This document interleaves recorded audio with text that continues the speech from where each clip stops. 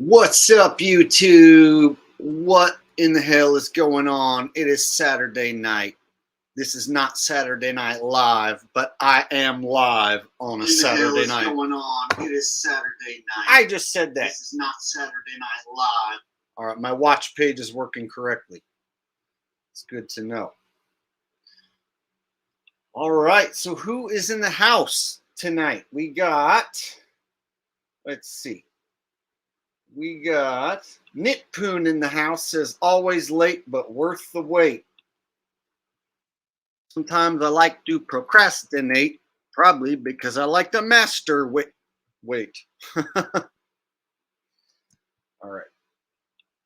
Jonna X here, one of my beautiful mods, of course, says, greetings, Jake mods, subs, viewers. Enjoy the stream by the funniest and most talented man on YouTube. Indeed, she knows the drill. You see, the news, the mainstream media, they will have talking heads tell you who is a comedic genius and who you should look up to and idolize. But see, I'm not a puppet sellout. I'm not on the world stage. So there are no talking heads to tell you that Jake the Asshole is the world's greatest comedic genius. So I had to tell you myself until it stuck. And see, now it's starting to stick. And now I have people like Jonna here, who of course not associated with the mainstream media, just a regular lady, right? She's telling you that I am the funniest and most talented man on YouTube. So it's starting to work. Not only that, you can trust that because that is a fact. She's got this one correct. I am not only the funniest and most talented on YouTube, but the entire interwebs. So don't think you can hop over to one of those other sites, find anyone funnier. But that's enough about me for tonight, or at least for a while. All right. Diego says, is Jonna X your mom?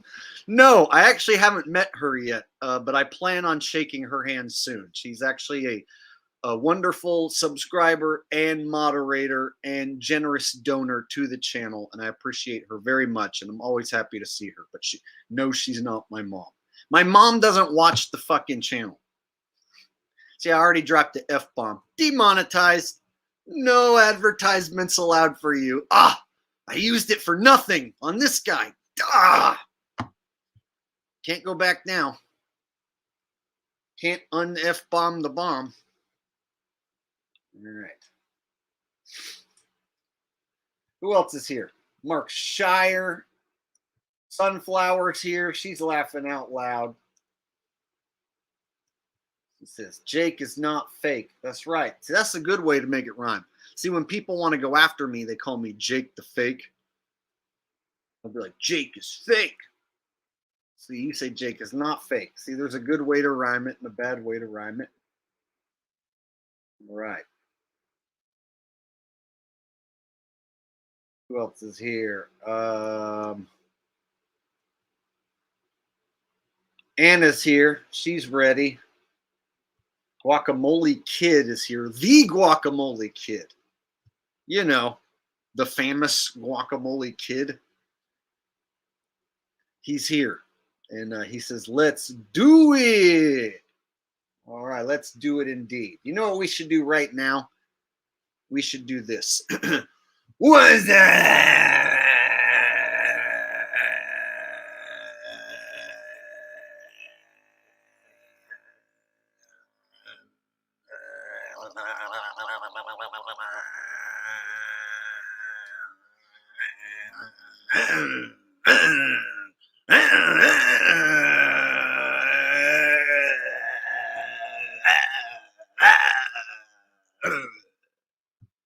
Up. What's up? We still do that. We still do that around here. Because if we don't do it, nobody will. And then the whole tradition dies out. Wouldn't that suck if the whole tradition of doing that died out forever? But as long as I'm alive and willing to do it for comedic effect, and as long as you guys still appreciate it, I think we should keep doing it forever so that it's always a thing. I like to explain why we do that because that's usually a question people might ask. Is like, why would you still do that? So that someone does. All right.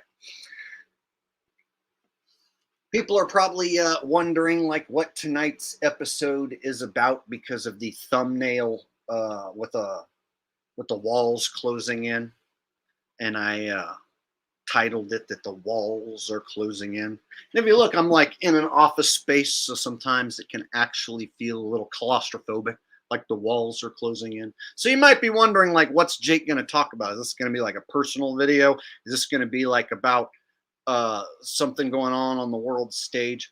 Well, tonight I thought we would talk about some regular headlines. We could discuss, what just happened? A tornado, got some weather modification, got some Trump stuff. We got some of that lined up. But I also wanted to talk about the actual walls closing in as a metaphor. So we'll start there, actually. It's a good starting spot. So the walls closing in. It's like this metaphor that I feel like, with my life anyway, that if I look into the future, start thinking about the future, I start seeing bad things on the horizon, if you will. I start to see like, okay, we're heading towards a cashless society. They're probably going to want to go digital with the money, right? And then they're going to want to keep track of every little thing you buy. So that's bad. They're going to want to do away with the guns. And we already see how they're going about doing that. So eventually they are going to do away with the guns, ammo, they'll start with smaller regulations, work their way up. And that is already happening. So that's bad. And so I look at all the things that are bad, like who owns basically the food system? The bad guys. Who owns the entertainment industry? The bad guys. Who controls all the mainstream news? Oh yeah, the bad guys. So it's like the bad guys have so much control. And then I am just this one guy, not only like trying to make sense of it all, tell the truth, but survive and stuff too. And I look at the future and I'm like, holy shit. Eventually, just me doing what I'm doing could cause me a lot of problems. Not just what I'm doing, but if you ever wanted to say or do anything like I'm saying or doing, it could cause you a lot of problems. And it feels like I said, the wall's closing in. And I'll get back to what I'm saying in 1 second. I see a super chat. Guacamole Kid says, truth shall set us free. The walls can suck it. That sounds good to say. Hurrah! The truth shall set us free.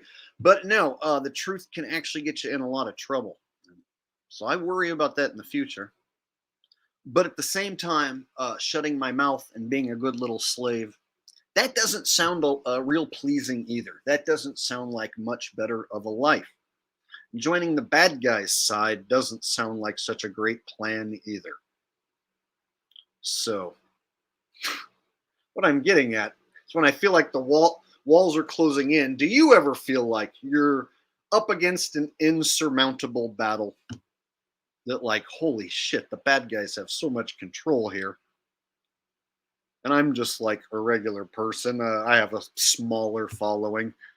You guys are regular people, right? Like, what can we do to even dare combat this thing when we're on our way to, like, for instance, a social credit system, a system where doing or saying the wrong thing on social media can get you in trouble. Maybe they can shut your bank account off. They can tell you you're not allowed to come in this establishment and buy food because of those things you said on social media. What? I can't buy food? Yeah, you got kicked off of social media for saying those things. And so they shut off, your bank account too. So you're not even technically allowed to come in here unless you're connected to the social credit banking system. It's like we don't allow customers who aren't affiliated. See what I'm saying? Eventually, you could find yourself in a position to where you're not allowed to go into an establishment because of that thing you did or said in the past. And so I think of all the things I've already done and said, like, oh shit, I'm definitely going to be screwed, right? I think I'm already screwed, but I think definitely If I keep this up, I'm definitely going to be screwed.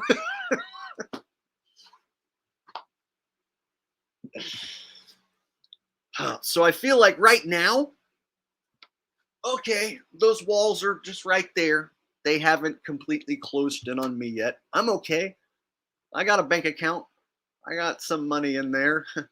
You know, I got some food. I got some stuff. So right now everything's okay. But man, we see how quick things can change. The bad guys are in control, and their plan, of course, well on its way to coming to fruition. And so I feel like being alive during what feels like the end times, the end of everything that I thought I ever knew, is like the walls are closing in on me. Does that make sense? So I want to put it to you guys. You ever feel like you are the person in the thumbnail of this live stream with the walls closing in on you?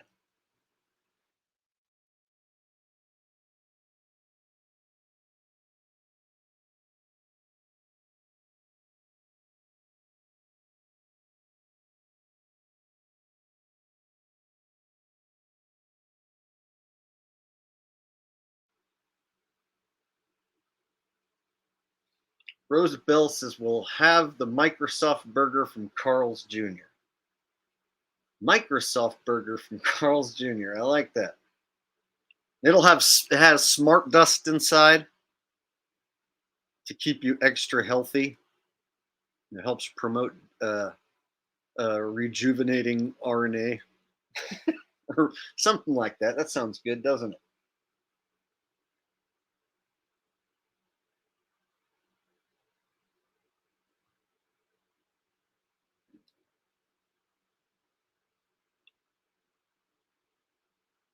So anyway, I feel like sometimes it can be hard to find motivation to fight this beast system. And at the same time, I think of like, well, what's the alternative? Like, can I just like go to the forest and build an off-grid house and community and live life like that? And would that make me happy? And that kind of freaks me out too.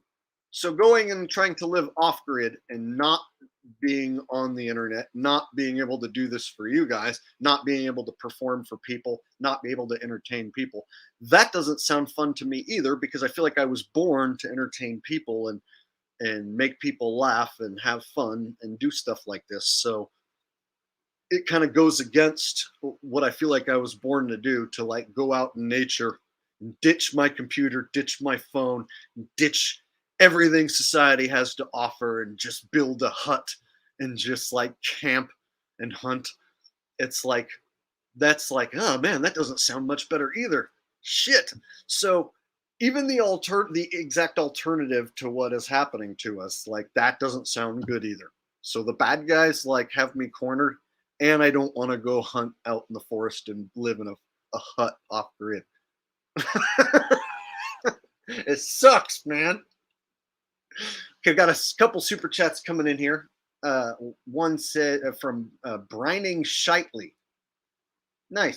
It says, expose the evil plot behind Joe Biden visiting Ottawa. I didn't even know he was in Ottawa. Frankly, I don't really keep track of every little thing that every little puppet politician does. So if you would like to expose it in the chat, you know more than I do, because I didn't even know he was in Ottawa. Okay, so if you know some awesome evil plot, or you've got an idea of what's going on, feel free to share it in the chat, buddy. But I personally didn't even know he was over there. Haven't really checked up on him lately.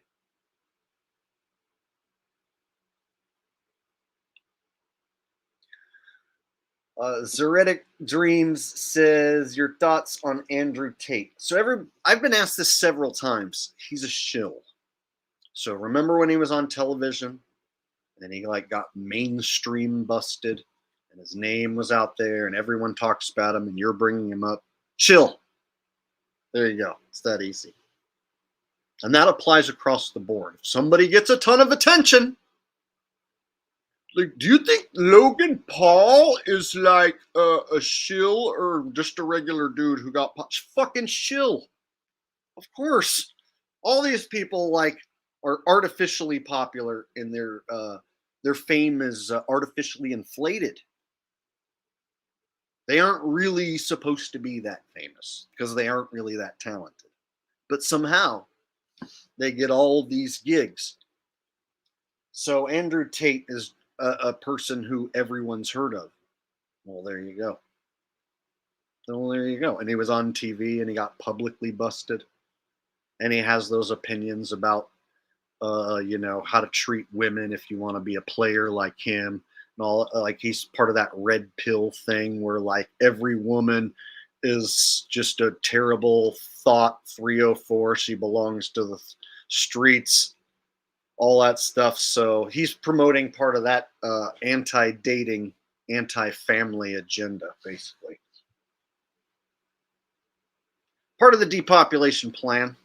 He's one of their puppets. There you go. There's the long of it.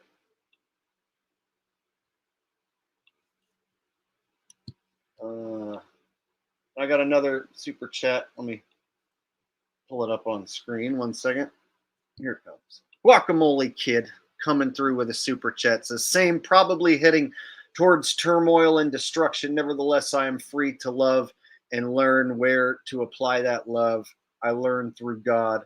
And in this, I feel fulfilled and free regardless of death. So I still find joy in this life, and there's still a lot of awesome things that I can partake in. But I feel like those opportunities are going to slowly dwindle. And I feel like, they pull this platform out from under me. They pull a few of my rights out from under me, my supposed rights, my temporary privileges as an American. Once they take several of those away, like the right for me to like say what I want and do what I want and entertain a crowd. When they take all these things away from me, well, then the only thing left is death. And I won't be so much afraid of it because I'll get to escape this hellhole. And I have tripped a few times on the Deemsters.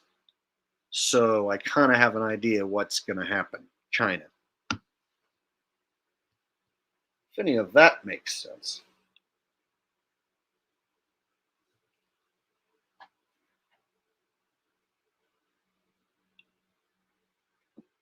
Maliachi says, get this man paid. Oh, yes. Super chat away. I could use it. Sunflower coming in says, Justin Trudeau was talking about flat earth the other day. FE keeps on spreading. It's on a lot of people's radars. So what they want you to do is dismiss it. So they usually will use it in a way like, oh, yeah, well, that was back when people thought the earth was flat. And this guy right here, he's still like one of those people. His brain just can't comprehend that the earth isn't flat. They'll bring it up in a way that's negative towards flat earthers or in a joking manner to take a jab at it. And then if you are to go research and find out you don't live on a globe, they've got a whole cast and crew of shills, very suspect characters, some bad dudes who are there to intercept you and act like your friend. And they're the controlled opposition to lead you to nowhere.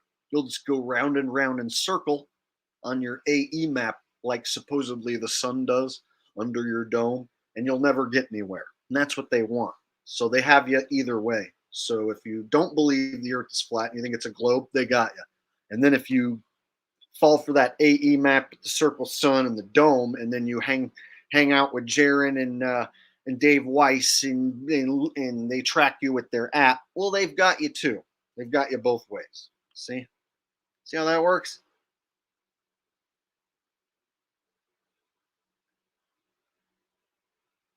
Thank you, Sunflower. I appreciate that.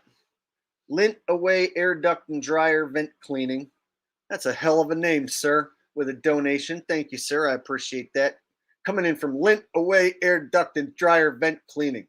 If you ever need lint away from your air duct and dryer vent, then you need to call Lint Away Air Duct and Dryer Vent Cleaning.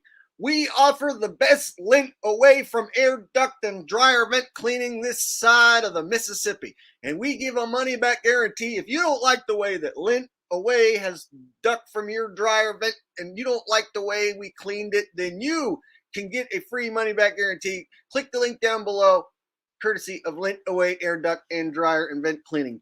And no, they did not. He did not pay me to endorse this. Or did he?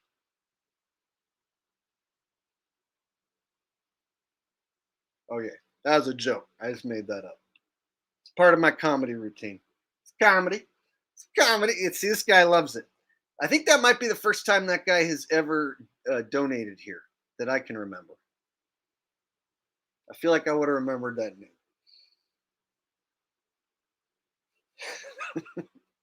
All right. Nico Tromus with a donation says, lie to yourself if you want to, but there is absolutely no fighting this thing. The mask situation alone showed us that there is no path forward. There is 100% no hope. Drink up, live for today. Great point. I'll let that one hang on screen for a minute too, because I want people to soak that up. Yeah, remember in a snap of a finger what happened?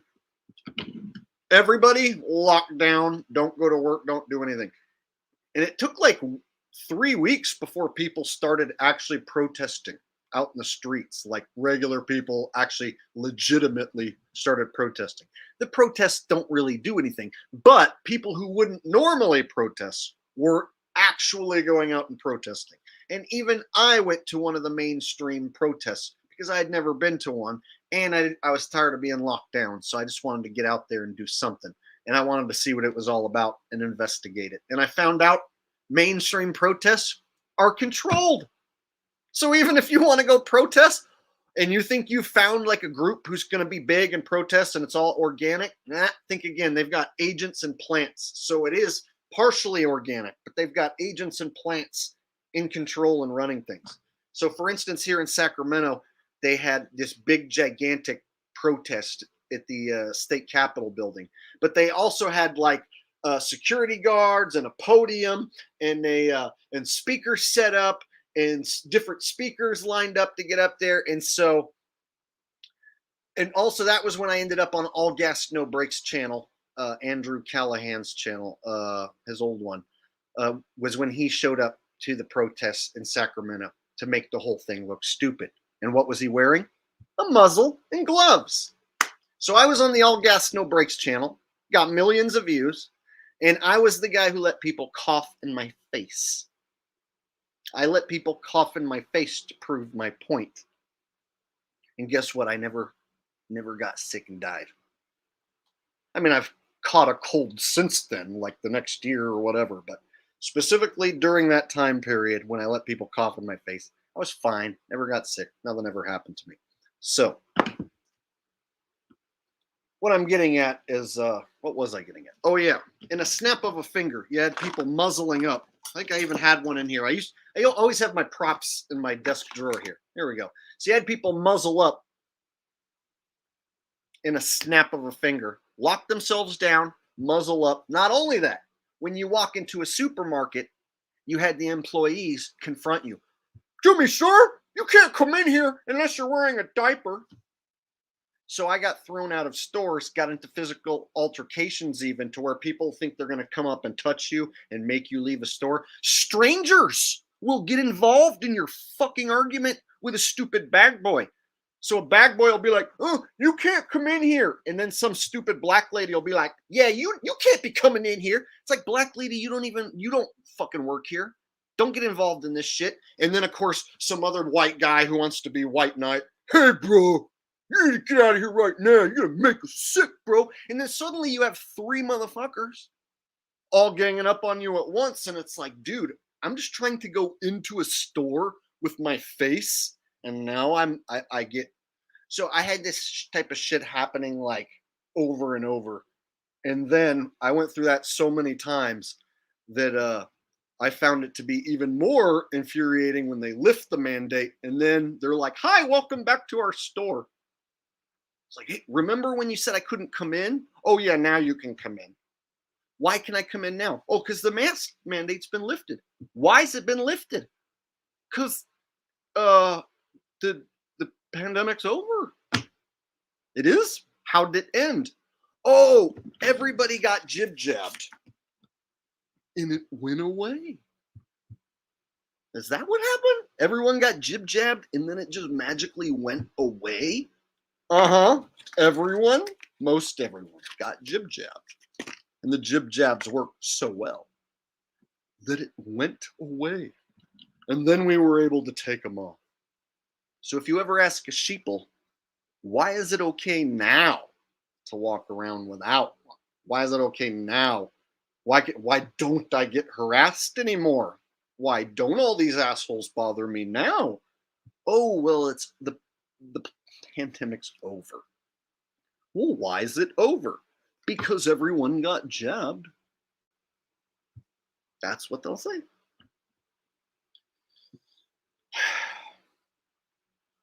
So in like a snap of a finger, it was here. And in a snap of a finger, it's gone. Now we can go to concerts and stand shoulder to shoulder. You can wear, it's optional. You can wear one if you want. And people still do. I see them all the time, still wearing them. I go out to a big casino and I play slots on the side. And so I see a lot of people, big crowds. And I go to concerts from time to time. As you guys know, big crowds. Suddenly it's okay, but there's still people who go, stand shoulder to shoulder. They'll be in a huge crowd, packed casino, with their muzzle, with their diaper, still buying into it.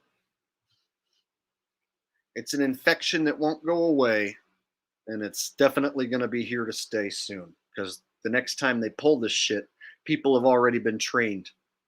So the next time they give us a new boogeyman disease part 2, boogeyman disease part 3, people will be like, I remember, I know the routine. Diaper, you got the juice ready? Give us the juice. Oh, now we can go back to normal again, right? That's what happened last time. We muzzle up, we take the juice, and then we get to go back to normal. See, they have people conditioned and trained for that now because they did that once. So now everyone knows if you want to go back to normal, you have to put on your diaper so that you don't poo-poo out of your nose and mouth and make everyone sick. Because everyone knows little poopy spiky balls shoot out your nose and mouth, and they make other people sick because it goes in their mouth. That's how disease works. There's a rant for you based on one super chat. I went over this so many times, like I even had like bits about this whole thing. Like, okay, so people who believe in this boogeyman disease think spiky balls are being shot out of my nose, like what, when I sneeze, and shot out of my mouth, like what, when I cough? Yes, little tiny whiny little itty bitty spiky balls come out of your face when you cough and sneeze. And then what? They shoot at other people and then hang out in the air? Yes, they're airborne. And then what? They go in someone else's nose and then that person gets sick? Yep. Okay, so if we wear these, then it protects everything, then it protects all that from happening. Yeah, that's what's happening. So there's little spiky balls trying to fly up your nose. And when you wear a muzzle, it's like, pa-ting! It's like a bulletproof vest. So think of your muzzle, your diaper, as a bulletproof vest for your face from spiky balls. So somebody coughs and sneezes, you got your bulletproof diaper for your face there to block the spiky balls. Pa-ting!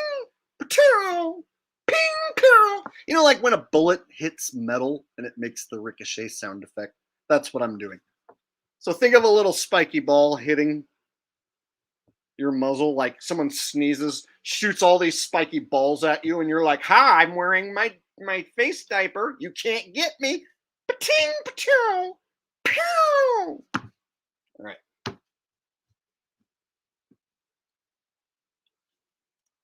Saw a super chat go by. Better Rustle it up. Oh, we got another one coming in from Lint Away Air Duct and Dryer Vent Cleaning. Best damn air duct, lint away dryer service this side of the Mississippi. All right, he says, I rewatch all your lives and videos as podcasts when driving. Great mind opening material. Good to finally catch one live. You're almost at 10K on TikTok. Oh, see, I abandoned TikTok. See, I put up my NFL content over there and I was blowing up fast. And they changed their algorithm and shut the traffic down to the channel. And so then the videos were getting like 1,200 views and the followers were just almost shut off. But I haven't even been over there and checked on it in a while. But I don't know if someone else is uploading my stuff over there. Could be that someone else is uploading my stuff over there. Who knows? But because I only posted some NFL content and a few random videos, so I barely posted anything on TikTok, and I blew up quick, and then they shut it down quick. What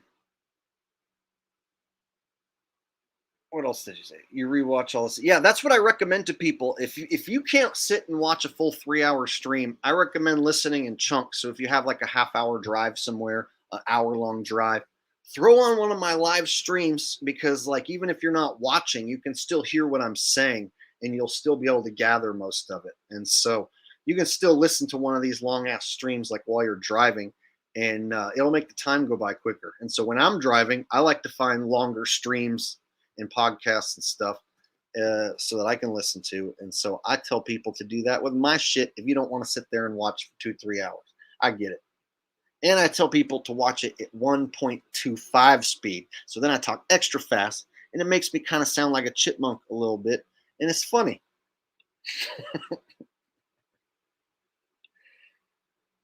Okay.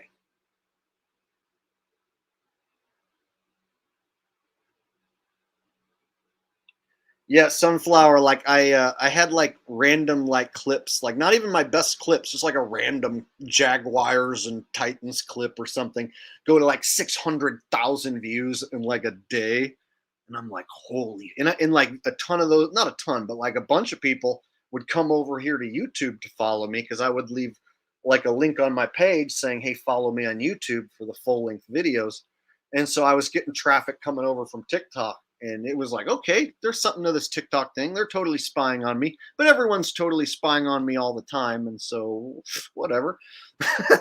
And then they changed the algorithm. And then the views started to just go to like 1,200 or something. So you can tell when they switch something up. Drastically changes from hundreds of thousands down to like 2,000. Guacamole Kid says, for weapons of our warfare are not carnal, but mighty through God to the pulling down of strongholds. A broken spirit dies, a broken spirit dries the bones, but a merry heart does good like a medicine. That was a mouthful. Thank you. I appreciate that, Guacamole Kid. How did you get the name Guacamole Kid, may I ask? Did you like win a guacamole making competition? And then you were dubbed the Guacamole Kid, like you won the like Arkansas State guacamole making championship, and they were like, "Holy shit, this is so good! We are going to dub you the Guacamole Kid for life." And then you like just kept the nickname, like quite fascinating.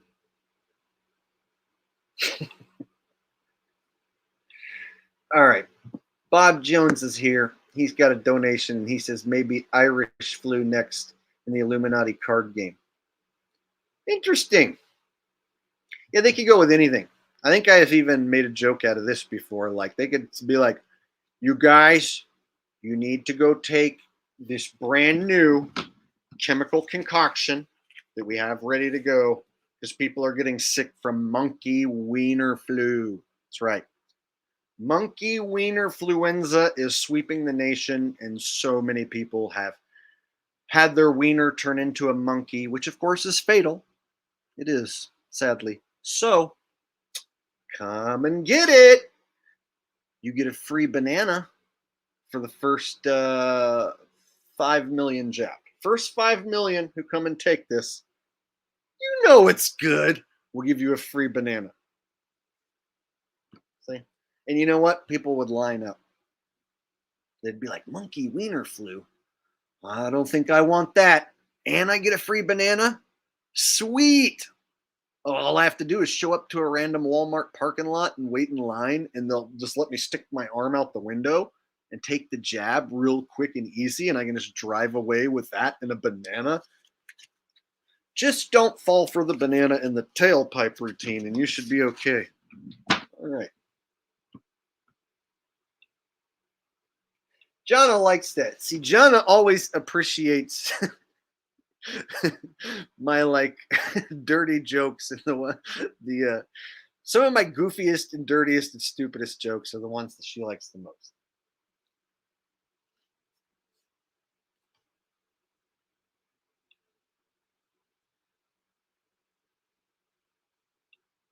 That's right, free lap dances. They were doing a promotional giveaway, if I remember. God, I did a video about it. It was back in when the pandemic was going on. So like 2020, late 2020, I want to say. They did a promotional giveaway at like the Hustler Strip Club, wherever the hell that's at, Las Vegas or something. They were giving away like a bunch of promotional items, like free credit at the strip club. So basically, you get free lap dances at the strip club if you come take the juice. So they had jib jabs, and they were doing a promotion at a strip club. And guess how long the line was? Out the door, down the block, like huge line.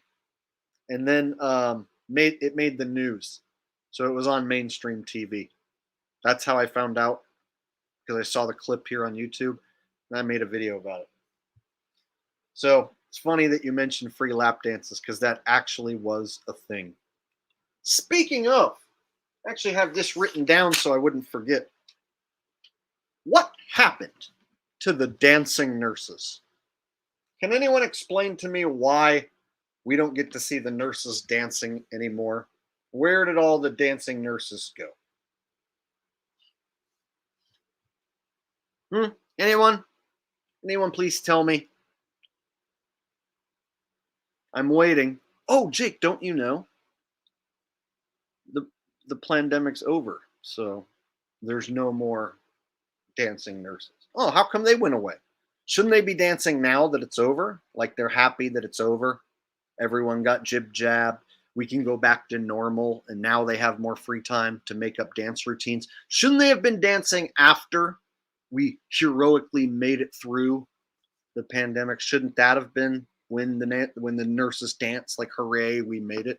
But no, instead, at the height of it, right, when the most people were supposedly dying, that's when the nurses were dancing. When they were supposedly working their hardest, when the hospitals were supposedly slammed, when the nurses never could take a break, they were working 24 hours a day, 7 days a week. They had time to do the dance routines. But now that all that's over, now they don't have time to do the dance routines now that there is no pandemic. That makes perfect sense, right? Nobody wants to see nurses dancing now, apparently, but we did then. Huh. Does that make sense? Everyone wanted to see dancing nurses, and the videos went viral. But now that there is no pandemic, no one wants to see that anymore. No one cares about dancing nurses now. Nurses don't give a shit about dancing. They're not trying to make a routine now, but they were then, because it was so funny and cool. But it's not now. Isn't that awesome? All right. Guacamole Kid coming through with another donation says it was a child HD nickname from All My Shot, or All My Snot. It was a child nickname from All My Snot. Childhood nickname. All your snot. Okay. So your snot is why they named you Guacamole Kid. That's gross. But I'm glad I found out because it was bothering me. I like my story better. I think from now on, you should tell people that you won a guacamole making contest and that you make like seriously one of the best guacamoles and that companies offered you money for your recipe, but you turned it down because you got morals and standards and shit. See, that would be a cooler story. But whatever, you got your snot.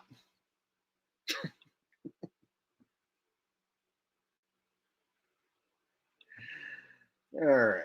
Some funny stuff. Some good times. Got some snot guacamole. All right.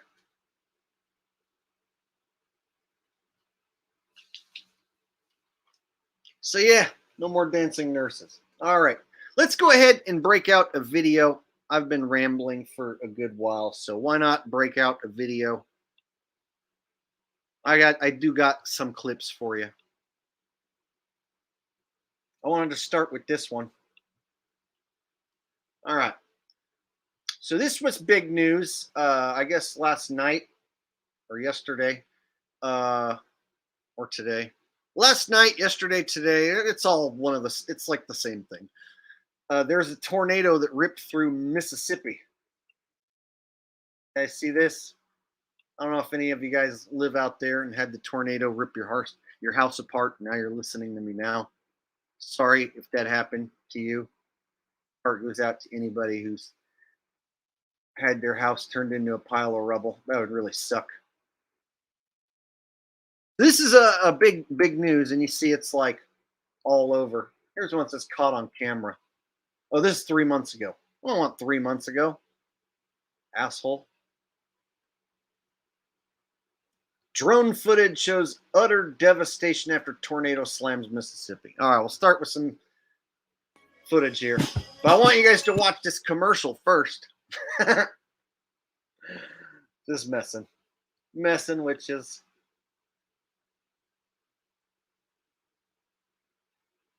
All right, so here we got the CNN drone. Heavily damaged here, which is why we're not being able to go live on air. But what we're looking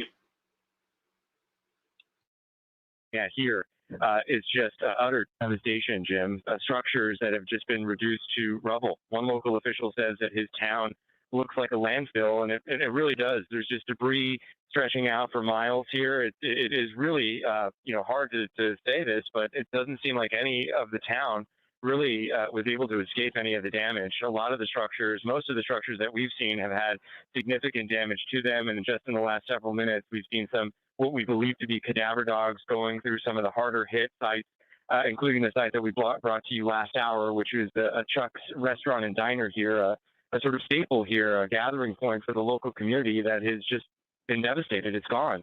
Looking at it right now, there's a car flipped upside down on top of the debris. We've seen cars up in trees, telephone poles that have been snapped like toothpicks, and talking to the tornado survivors here, looking in their eyes, there's this look of shell shock. Earlier, I spoke to Ernest Hall, who tells me that he went through the storm last night. He was actually asleep. He works, lots of hours, and he was asleep in his home when he was woken up and went actually to a trailer park that was hard hit and started rescuing family members. He said along with two friends, he rescued 6 people. But unfortunately, one of the people that he was hopeful was alive, his mother-in-law, he found her body, he said. And earlier he spoke to me about his experience. She had told the kids to get down on the ground, on the floor in the house. The kids that survived it, the one that told me. And when I found her, she was down like she was trying to cover up from a tornado storm. And then when she was left at. You found her. Yeah.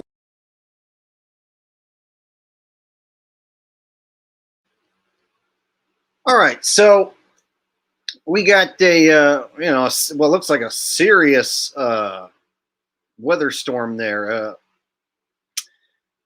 That's a lot of devastation. I haven't really watched a bunch of videos. I just saw that it was in mainstream news, and I just clicked on one. So that's actually some of the first I've seen of how widespread the devastation is. Wow, it's pretty big.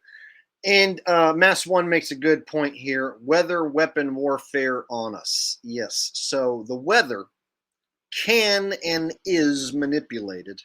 The weather can be and is controlled. So they can, the bad guys who are in control of this place, they also control the weather in this place. There's a number of ways to do it. They've have plenty of time to have figured it out and all the money to figure it out. All the patents are there, all the info's there. So if you've ever even scratched the surface on this topic, you should already know, especially if you're a fan of my channel, you should already know weather is a weapon being used against you. And the reason they know what's going to happen with the weather beforehand is because they control it.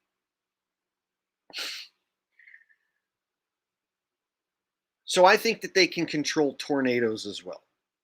So I think with manipulating the weather comes the ability to not only create a tornado, but steer it around possibly, right? Imagine if you could create a tornado or a hurricane and then steer it, direct it into the desired location of your choice. And then the people who are hit by it would think that it was just unlucky bad weather. They wouldn't know that they were being attacked. Doesn't that sound like a great weapon? I mean, if you were the bad guys, why wouldn't you want to do that? So I think, and I'm pretty sure I'm right, that they can create tornadoes artificially and steer the tornado wherever they want them to go. Meaning, I think that the government can flatten towns like this in any desired location and be like, it was one of those crazy tornadoes, like in the movie Twister that we conditioned you with.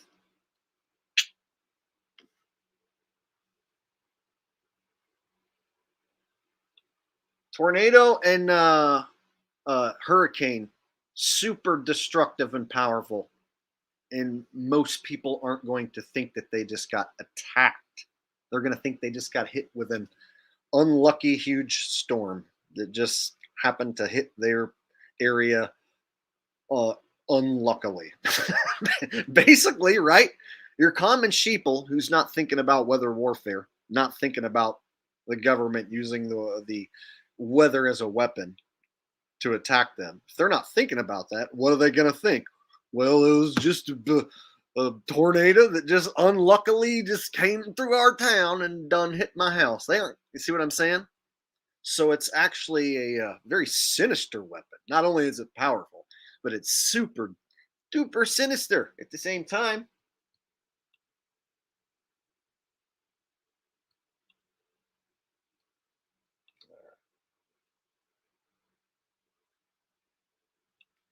Nitpoon says hurricanes get guns taken by force. Remember Katrina. Oh, great call. See, they can come in and say there's looters and dangerous criminals roaming about now, so we're going to go ahead and take control of the area. And there's down power lines, and there's this, there's that, there's chemicals from a nearby plant that are now in the air. They can come up with any excuse and be like, so that means we can seize your land. So let's say if your house didn't get destroyed and you had built your house out of brick, some guy said, build your house out of brick, blah, blah, blah. What if they mandatorily make you evacuate your home, even if it's built out of the strongest damn material that you could find, right? Your house is made out of pure diamond. Well, what happens when they say you have to leave your house mandatory?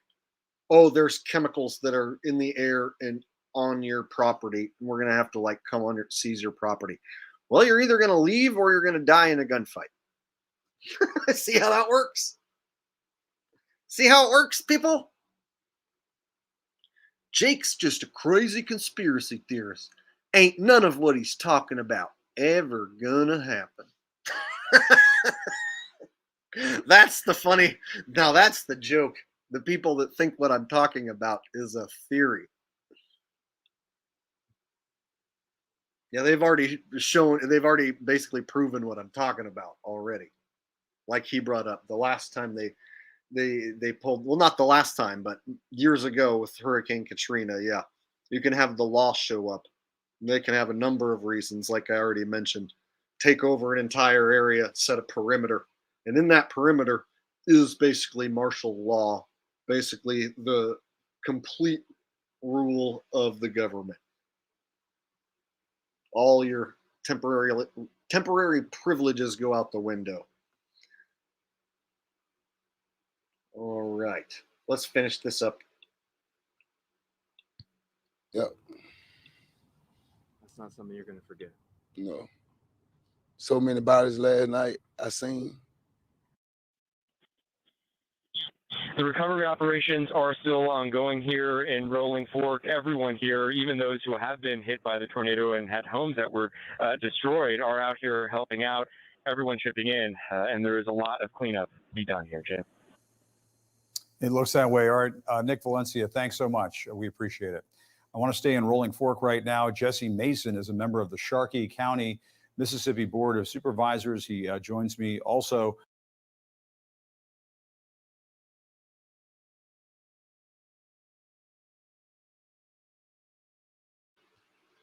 Yeah, you can see how a few houses over on the right side are still standing, still have roofs, and then there's some of them that are just absolutely obliterated. I mean, imagine being able to steer one of these things and being like, "Oh, the town governor, don't hit his house, but take out this lady's house. Take out this dude's house. He hasn't filed his taxes in 20 years. So make sure to smash his house, but don't touch the governor's house on the far right." You see what I'm saying? Imagine being able to steer a tornado like a car.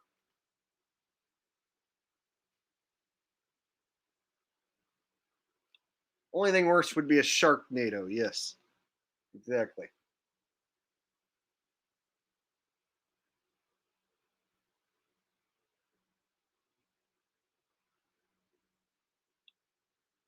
Exactly.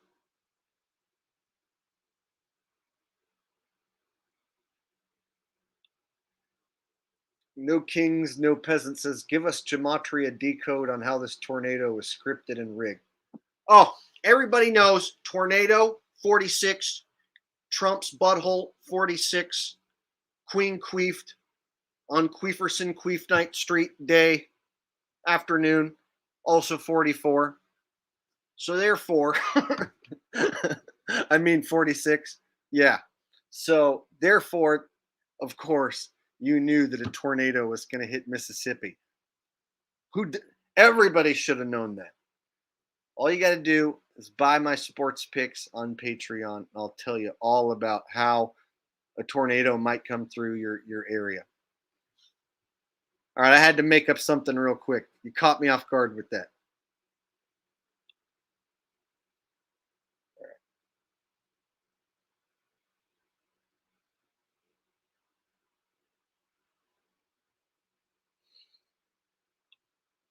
So they got a bunch of Mississippi tornado footage. And so I'm sure if I click any of these, it's mostly just going to be like piles of rubble and cars turned over, stuff like this. So you can see by the thumbnails. And every single mainstream media news outlet is running with this right now.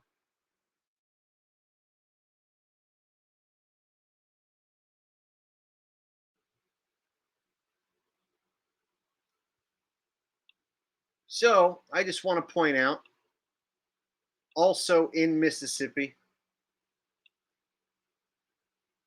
is this thing. Did you guys know that this thing right here is in Mississippi? What is this thing?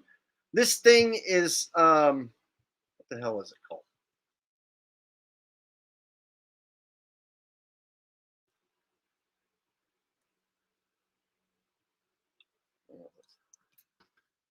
NASA's RS, there it is.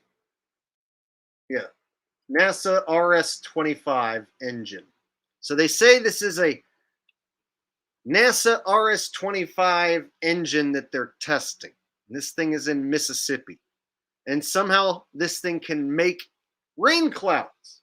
This is an old video. It's been around for a long time, over a decade. But for some of you, it will be the first time. And those are the ones I really want to see this. This is the shuttle's fuel tank. It may only be 130 miles to space, but to cover that distance, the engines will use 500,000 gallons of fuel, and that works out at 2 feet to the gallon. Despite the cost, however, NASA does need to test these engines once in a while. So they built this place in the wetlands of Mississippi.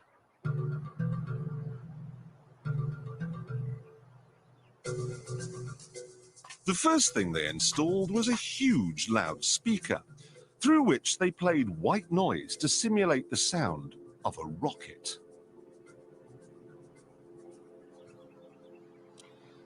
They then sent a number of trucks in different directions out into the wilderness, and the drivers were ordered to stop when the noise levels became acceptable.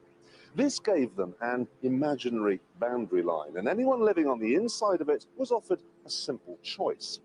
Stay, and you'll never hear another television program as long as you live. Or take the NASA shilling and get out. No one stayed, and NASA ended up with exactly what it wanted. 125,000 acres of nothing.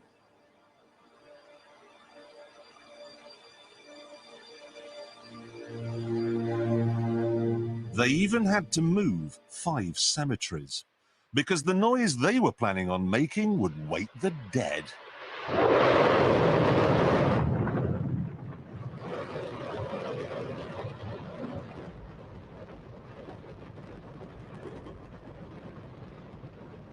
Don't worry if you can't hear what I'm saying. I couldn't even hear myself. This is the loudest sound you could possibly conceive. And as it turns out, the cleanest. Now, the most amazing thing is that that cloud up there, which was generated by the engine, is just a mixture of hydrogen and oxygen. It's water vapor. And in about an hour's time, someone in Mississippi is going to get wet washing. It will actually rain.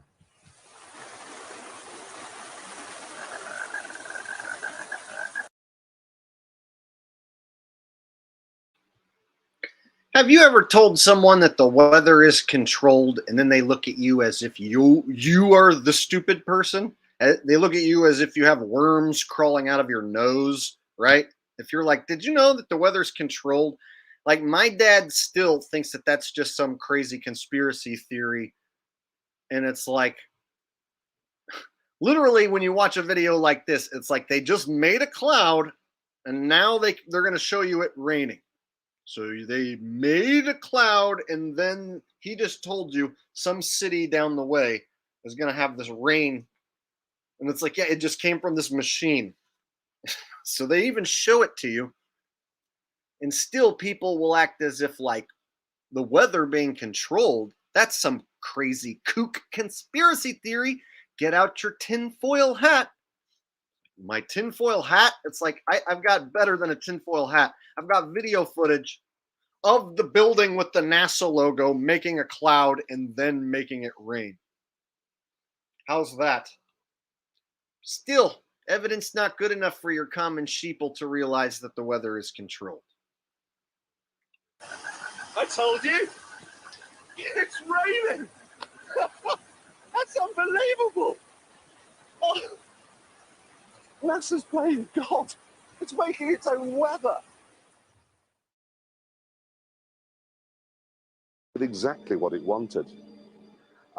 Don't worry if you can't hear what I'm saying. I couldn't even hear myself. This is the loudest sound you could possibly conceive. And as it turns out, the cleanest.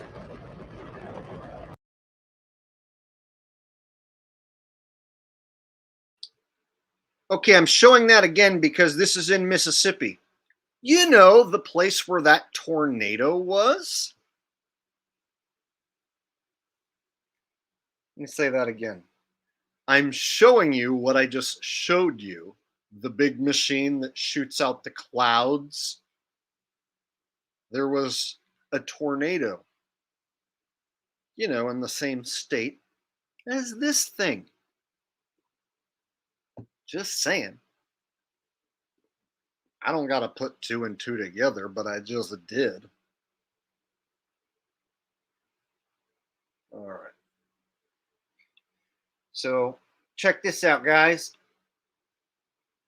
Is the part they fired this thing up recently.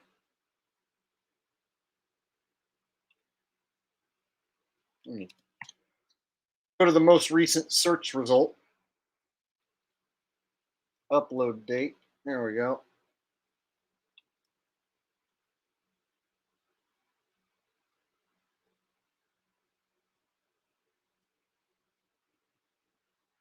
I think they did one recently.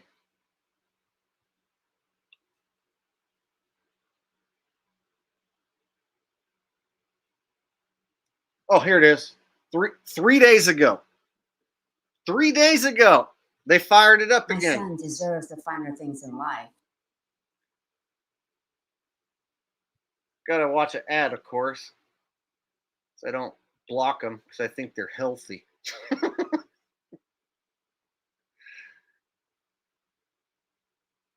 Oh, yes. Priceline. You gotta book that shit. All right.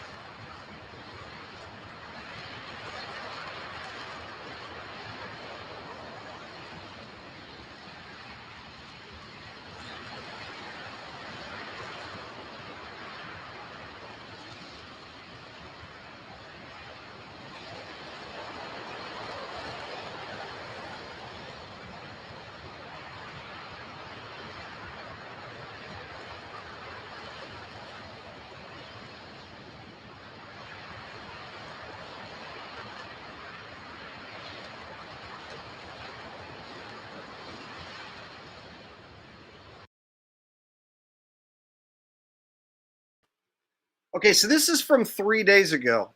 And then in that same state where this thing went off was a big giant tornado. There you go. Is something some sort of drama going on in the chat? Looks like there's something happening in the chat that I'm not aware of.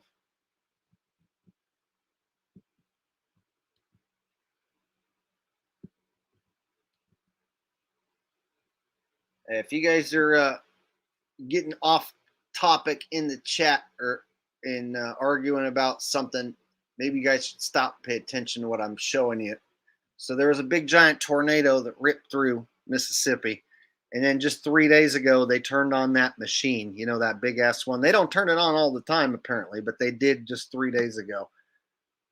So just saying is all, like the timeline is there where they fired up this machine. Tornado rips through. Just saying. It doesn't take like Sherlock Holmes to figure this one out. So when I tell people I think they can make and control tornadoes or hurricanes, what have you, look at that damn machine. Look what it's doing. How could you be like, no, that's crazy. That's just some sort of a theory. They're just testing an engine. They're just testing engines, man. You know, and making clouds that rain while testing the engines, of course.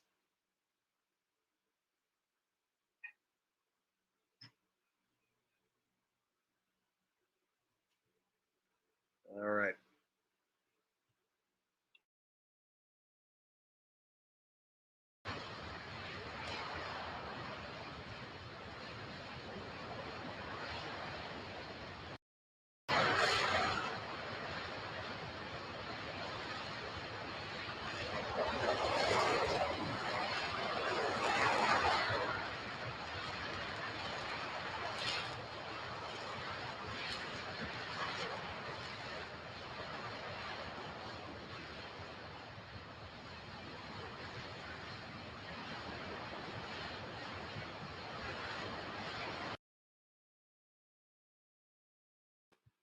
So if you ever wonder, like, that money that NASA takes away out of our tax dollars, where it's going, they aren't going to space with it.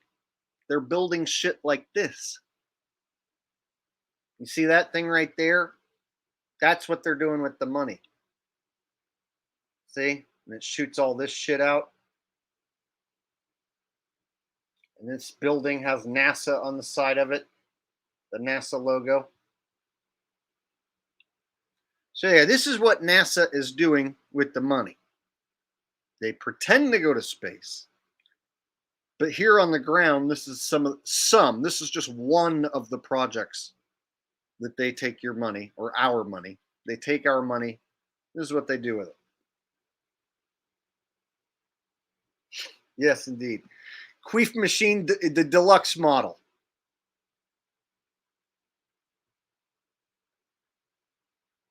NASA's RS-25 Queef machine deluxe. 5.9 APR financing. Come down to a queef machine dealer near you, and I'll make you a deal on a good queef machine. All right.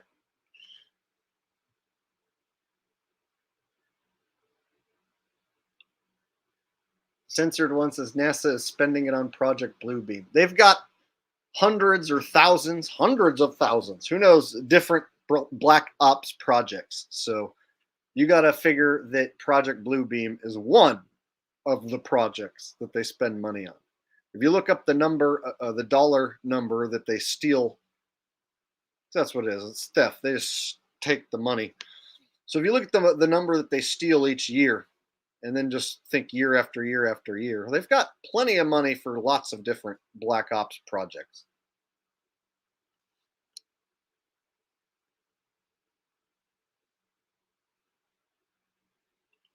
Yeah, I forget the exact number. 65 million a day now. Why not an even 66, right? 66.6 million per day makes more sense. Oh, good call, David Yount. Let's go ahead and stop right now and have everybody hit the thumbs up. In fact, I need to see 175 thumbs up. Otherwise, we won't even be able to continue. I'm not even going to be able to continue the stream. It will be physically impossible unless I see 175 thumbs up. So you guys know what you need to do. Get to work smashing the thumbs.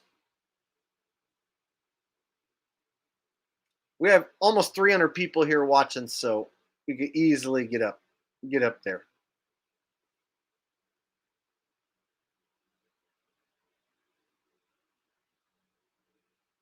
$164, 165. We're almost there. Handful of people need to just quit scratching their balls. Click the little button. This is what I do. This is how I drive my thumbs up. I hold the stream hostage. There we go. 177. We made it. The stream shall continue. You guys follow direction well. You are a good crowd. All right. So there you go. There's my tornado coverage. The weather is controlled. I gave you proof. And not only is there that facility, there's also other facilities like HARP. I saw a few other people bring up HARP earlier. So they have the HARP facility. And if you look even further, there's supposedly like 10, 20 other facilities like HARP, similar to HARP, that are spread around the world. And so it's not just HARP. So throughout the world, there are several facilities. Even out in the ocean, they can have these weird machines and platforms and things out there. They can do all sorts of crazy things, help steer along different storms. And so you got to figure if the budget is there, which it is, and if somebody can think about doing this, and if that would be beneficial for evil people, would they do it if they had the budget, which they do? So, of course, everything is there. Like, is there evil people? Yes. Do they have basically an unlimited budget to do evil things? Yes. Is controlling the weather pretty evil and right up their alley? Totally. So would evil people be controlling the weather right now? Duh. But literally, like, my dad still does he thinks that that is just impossible to control a storm. My own dad, the father of Jake the Asshole, if I tell him right now that you can control a storm and move a rainstorm over a town artificially, he will scoff at me.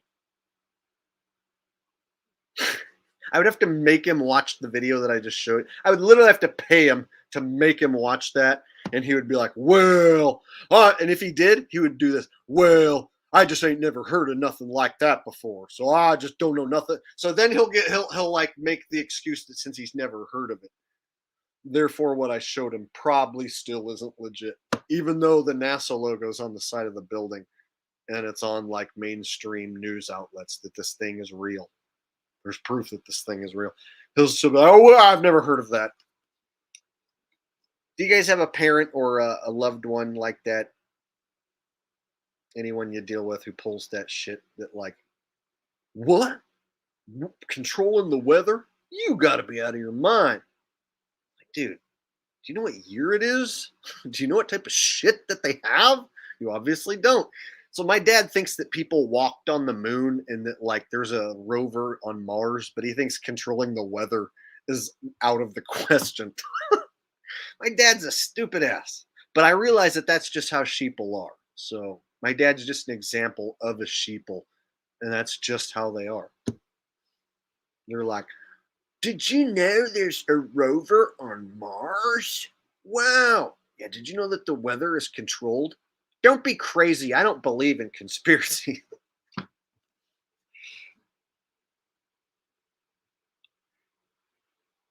Yes, Mars is on Devon Island. That could be one location, but they can basically use any desert landscape or rocky, sandy landscape, and then just add a red filter to it, and then say it's Mars. So there's plenty of areas here in California that are rocky and sandy, and you could just snap a picture and then doctor it up a little bit with some red, and then be like, look, Mars. It's all about where it comes from. So as long as NASA's the one putting out the picture, then of course it has to have come from Mars, and they have to have a rover there. And like I said, sheeple will buy into something like that, like a remote control car on Mars that sends pictures back. But if you tell them that like there's planes spraying shit in the sky and controlling the weather and doing all sorts of stuff up there, they're like, no way, that's just a crazy, kooky conspiracy theory. Right? Don't listen to me because I wear a funny hat. Disregard every bit of evidence that I just showed you about how they said with the NASA machine in that video on BBC that they can literally make a rain cloud and make it rain on the next town over. Don't listen to that. I'm just the kooky conspiracy theorist who thinks they can control the weather.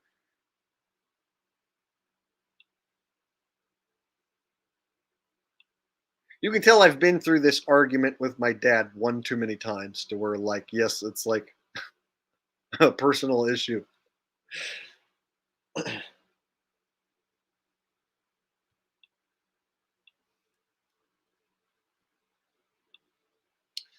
Shit, me being president sounds good in theory, but you have to be a sellout and selected to be president. So there's no way that they would let me in control of anything. And if I was given that much like power or the authority, I should say, if they were giving me the authority, I would be overwhelmed and I wouldn't know what to do. Like, holy shit, this hellhole is my responsibility to fix. Fuck. I guess let's start by hanging every single one of these lying politicians who ever came before me. We'll start there, I guess, and then after that, we'll see. Then we'll compare and contrast how things are after that, and then I'll figure something out there. First order of business: every single politician who ever came before me, ever, we're gonna hang all of them, and start now. And this is a comedy routine, okay? So don't anyone get bent out of shape about anything I'm saying. It's all just funny for laughs, ha ha. And it's all true, basically. but it's also a comedy routine. So, yeah, just wanted to get that out there.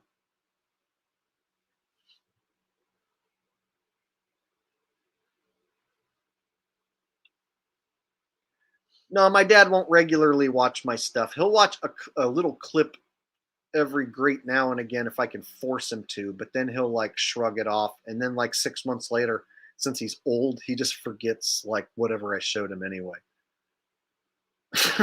So like I blew his mind with this because I pulled up this on my flat screen TV and stuck it in his face when he came to visit, and I made him try and defend it, and he couldn't, and he was like his mouth hung open for like a minute as he looked at this on my flat screen TV.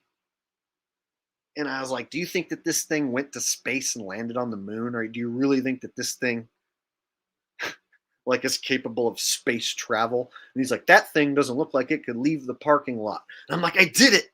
I fucking woke up my dad to space being fake. I did it. He's no longer going to think I'm crazy when I tell him about the simplest shit anymore. Finally. Yes. And you know what? It's like 6 months later, he forgot about all that. And right now, he would probably not even remember. He still thinks people walked on the moon. But in that moment, I was able to bust him open for like that night. I thought I had him. I thought I was like, yes, I'm gonna finally have at least one parent who can figure it out and know that their son is not a crazy person or stupid, that their son's actually really smart and can teach them something. But no, can't admit that your boy's smarter than you, knows more things than you do. You better stick with what's in the newspaper. That's what it comes down to with parents. They don't want to learn from the child. They don't want the child to have been way smarter with a bunch of information they found out on the internet or elsewhere.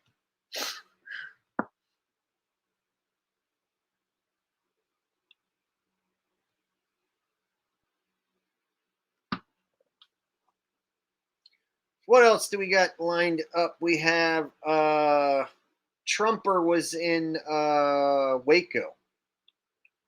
And apparently, according to my friend Shay, Waco in gematria is like 666.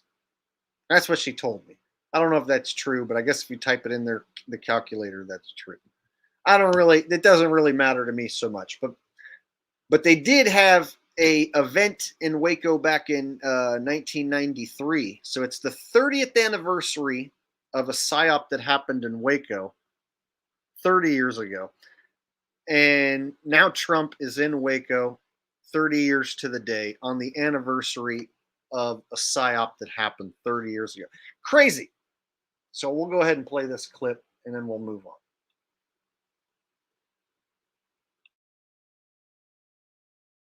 Embattled Donald Trump is coming under fire for the location and timing of Saturday's campaign rally.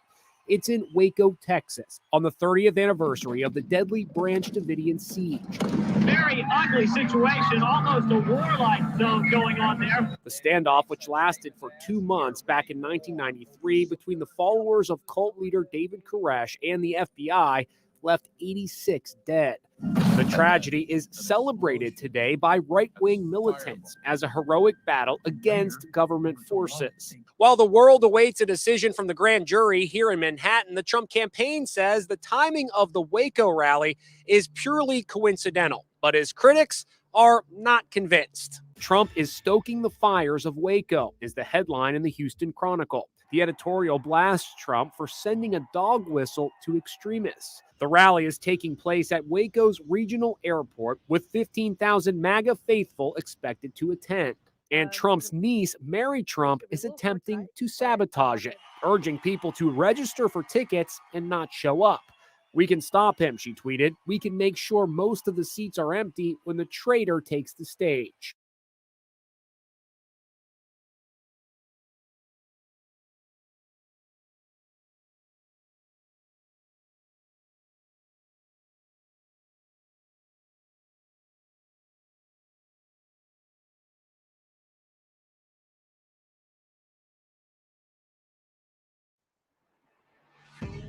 out here.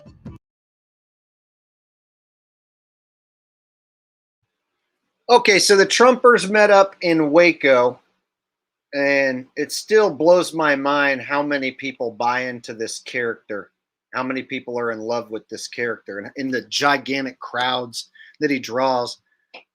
And shit, I even lost like almost 100 subs because I did an impression of him and Trump supporters. So there was still people following me after all this time. Maybe they came from the NFL rig stuff, who got butthurt about my impression and like unsubbed from my channel because I don't support Trump, because I'm not a Trump lover, because I don't kiss his ass. And so there were a lot of people that like got mad at me. Not a lot, but like, to me, when you lose like 100 subs in like a day, and the only common thread is that you posted a video doing a Trump impression that I've done like 100 times, mind you. But it still blows my mind that this guy's able to draw such huge crowds.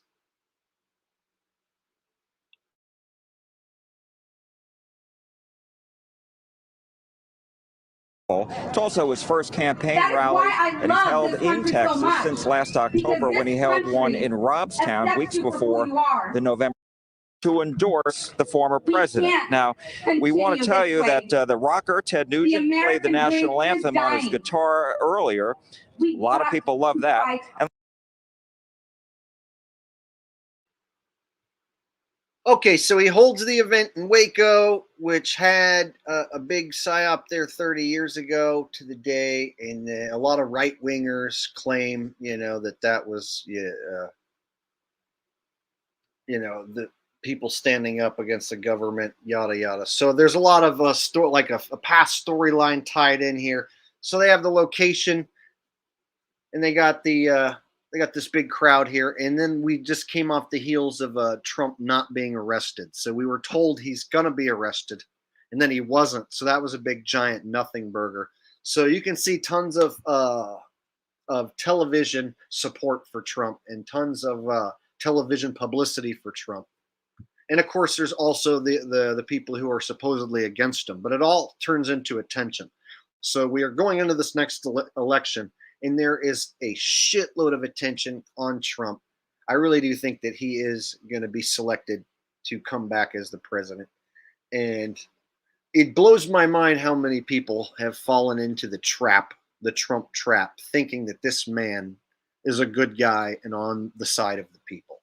I still don't understand how you can see this guy on TV, like on a reality TV show, like firing people, feuding with Rosie O'Donnell and crap like that. How you could like think that someone who's a puppet on the Hollywood stage could like seriously be in control, like, of the country and actually fix what's going on, is actually fighting the evil, is going to save you somehow.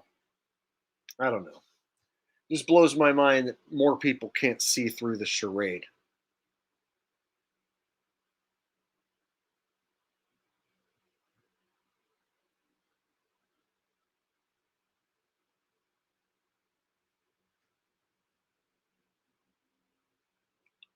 Yes, good point here. Thomas Jefferson says they want to believe there's a way out. Yeah, there's light at the end of the tunnel. I like to call it hopium. Trump lovers, Trump supporters are high on hopium.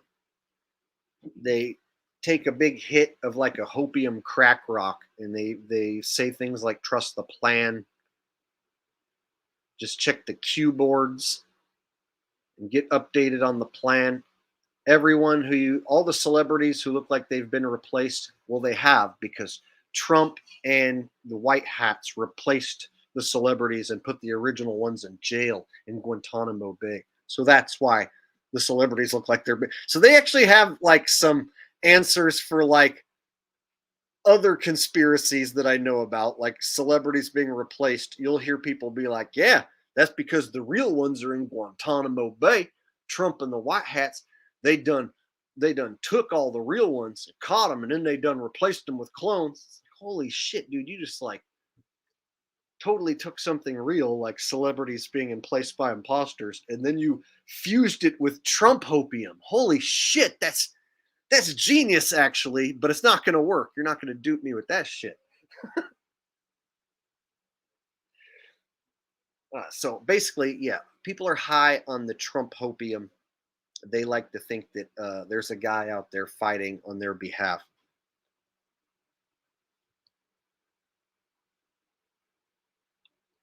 Yes, you hit the hopium crack pipe, and you're like, oh man, I gotta trust the plan. Yeah, he's down there in them tunnels right now, saving them children. Yeah, he's gonna put that woman in jail. Yeah. Yeah, he's gonna come back and he's gonna put that woman in jail. Yeah.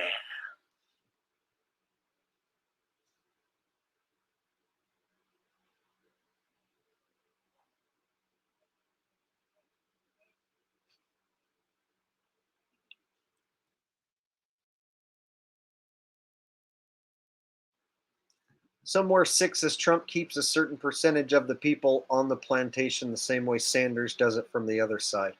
Yeah, I'm surprised they didn't go with him because he was drawing huge crowds. So I was kind of shocked that they haven't used him more as a presidential puppet. Like I figure they could have brought him in and had all the libs behind him more so than Joe Biden.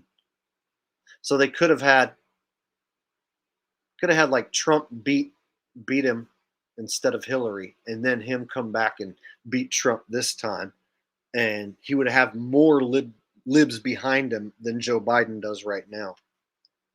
See, even the libs know that Joe's like a super old ass man, and they see him stumble over his words on TV. And so even they think that like he's a little too old to be running the country in their sheeple head. Even they think that like he's probably not the best guy. Whereas like Bernie Sanders would be like their Lord and Savior. So I'm a little surprised they didn't use Bernie and that they went with Joe. But then again, see, they can do the CGI deep fake Joe and have people wear the Joe mask and stuff and pass it off with different actors. And so maybe they wanted to try doing this deep fake president where they don't have a real president, and they wanted to use Joe Biden and his age as the perfect scapegoat. If that makes sense.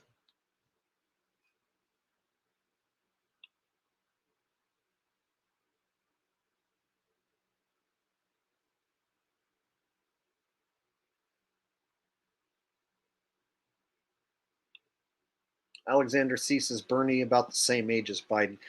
Okay, not so much the exact number of on his age. It's that Biden comes off more like because he'll stumble over his words and like say incoherent sentences, and we get different versions of Biden to where one day he can form a sentence, and then the next time like it's incoherent and doesn't make sense what he's even saying. And so there's plenty of examples of him not being able to like make sense. So it seems like he's more of that like belong in a nursing home, getting old and senile, not remembering what happened correctly, not being able to form a sentence properly, not being able to read a teleprompter properly. Whereas Bernie seems just much more, he seems much more intelligent on the TV screen. He seems like he can read the teleprompter, say multiple sentences in a row without like fumbling over his words and sounding incoherent. So I guess from that standpoint, they might be the same age. It just seems like Joe is like a guy who belongs in a nursing home, and it seems like Bernie still has his wits about him and can actually string together some sentences. I don't know. So that's why I felt like, and I know that he was drawing huge crowds and he was more popular than Hillary at the time. And so it kind of surprised me that they haven't used him more.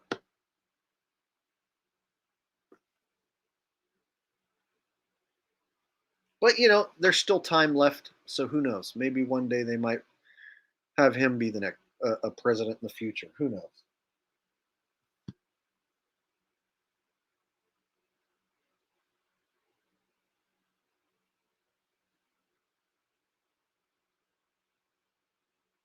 Yes, I think Senile Joe is an act two because I don't think that Joe Biden is an actual dude. So I think the original Joe Biden, who was vice president for Obama, that was a different dude, and that now the person playing the part of Joe Biden is a CGI deep fake face on some occasions, and then it's a actor wearing a very realistic looking mask on other occasions. So I think they pass around a mask to different actors. Multiple actors play the part of Joe Biden, and then they have deep fake CGI face Joe who can give announcements briefly, one little 2-minute videos on television on the news, and then they don't have to actually have a person live do anything. So they have CGI Joe and they have people playing the part of Joe, but I don't think there is an actual Joe Biden like there used to be. And I've actually said that many, many times on my channel. And I've even shown the CGI face Joe before and shown like how there was like a gap down here. His face was like all white and then it like cut off like right here.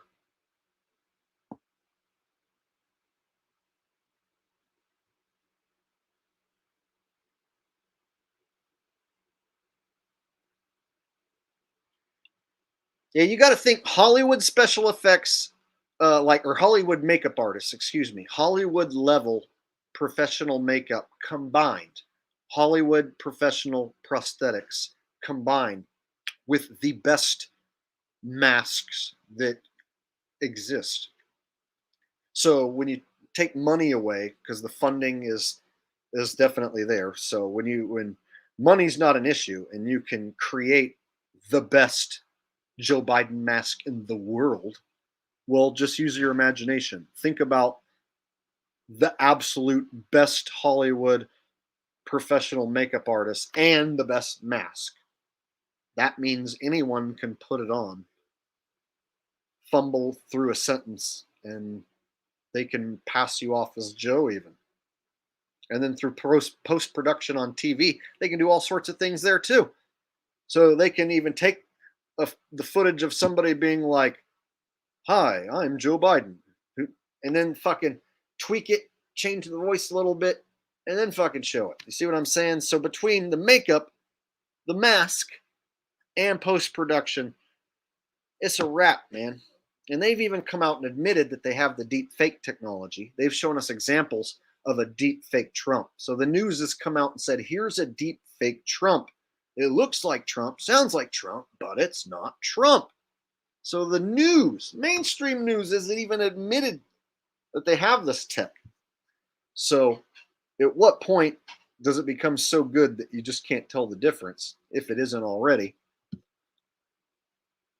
And so then you're always going to be wondering what you're looking at on any TV screen, whether it's even real or not.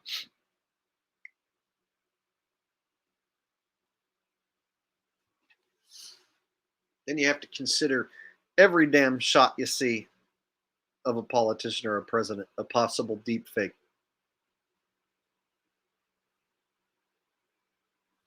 Or any Hollywood actor or whatever. All right.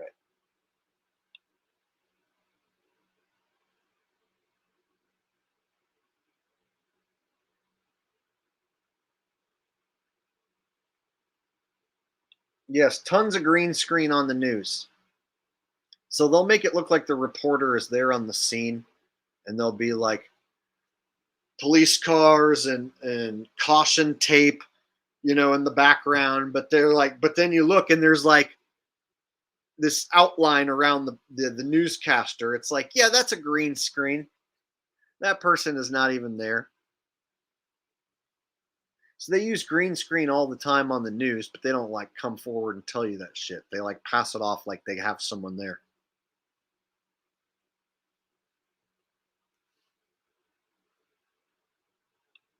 James Wright says red and blue, Democrat and Republican, Bloods and Crips, SmackDown and Raw, Pepsi and Coke.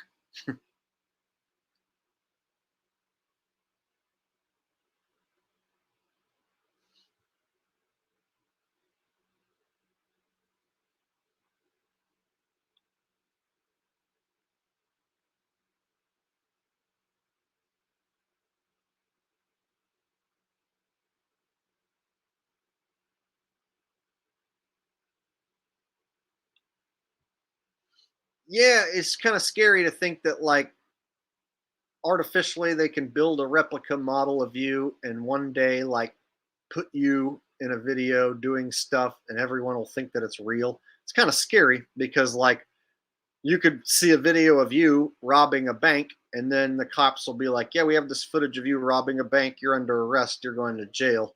Well, that's not real. Oh, try and prove it to the judge. You know what imagine being like staring at a footage of you robbing a bank, you know, or worse. That's just this, you know, a scenario I just made up. Just imagine you looking at fake footage of you doing something illegal and then you being prosecuted for it and then you having to be like, it's fake.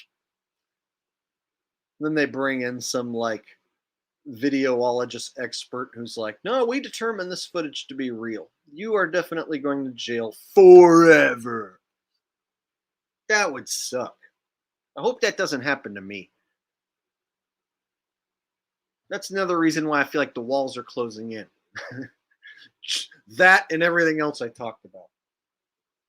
All right. So Trump was out there in Waco. Do you guys know who else showed up to Waco? They even mentioned it there on the news. Trump's favorite rocker, Ted Nugent.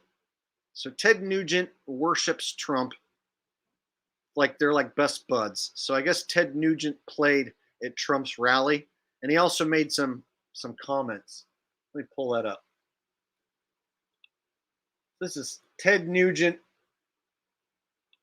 making some comments at the rally. Let me go ahead and play this for you.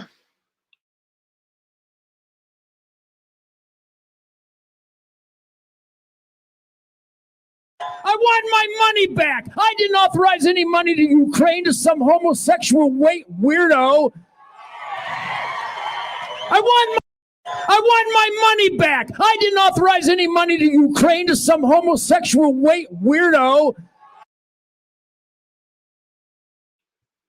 Homosexual weirdo. Good one, Ted. Yay, Ted. I want my money back. I didn't authorize my money to some homosexual weirdo. Yay, Ted. Now let's hear Cat Scratch Fever. Well, the cat scratch fever. Meow, meow, meow. The cat scratch fever. Meow, meow. Cat scratch fever. Meow, meow, meow. Cat scratch fever. Meow, meow, meow, meow. Meow, meow, meow. Meow, meow. Meow, meow. Meow.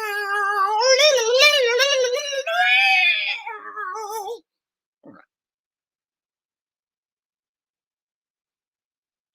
Yes. Cat scratched my beaver. Meow, meow, meow. Well, a cat scratched my beaver. Meow, meow, meow. Cat scratched my beaver. Meow, meow, meow, meow, meow, meow.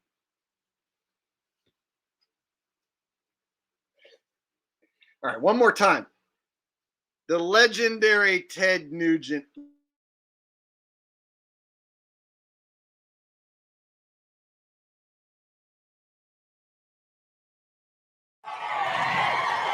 I want my money back. I didn't authorize any money to Ukraine to some homosexual weirdo.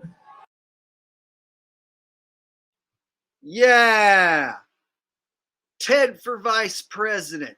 Yeah. Trump and Ted 24. Trump, Ted 24, bitches. He didn't authorize no money to no homosexual weirdo. Hell no, he didn't. Because everybody knows Ted Nugent is the one who authorizes money.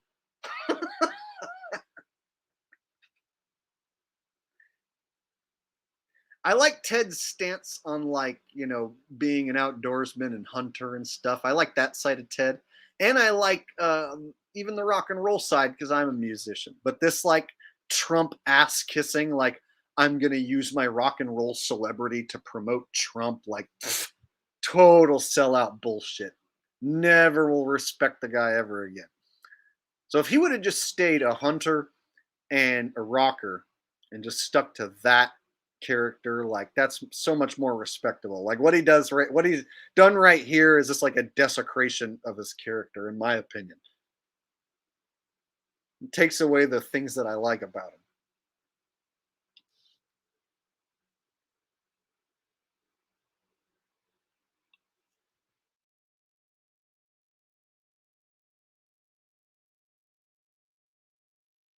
Yeah, it's Pence again. Pence again.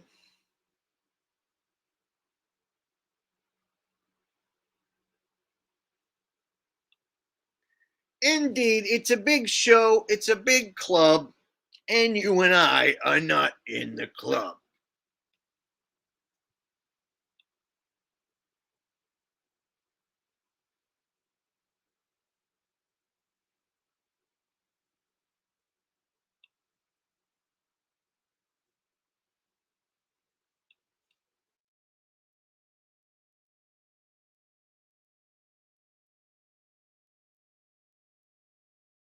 Yes, censored one. Trump did endorse the VAXX. That's always my go-to when I want to ask a Trumper why that they would support a guy who endorses the VAXX. But see, they have excuses. You know, they've always got an excuse, and I think their excuse for that is he was just tricking the Democrats into taking their own poison. Yep, that's what he was doing. He was pretending to endorse the VAXX because he knew the Democrats was endorsing it. And so he's tricking them into taking their own poison. Let me tell you what, down there in them tunnels right now, saving all them children with them white hats. Let me tell you what, yeah. All right.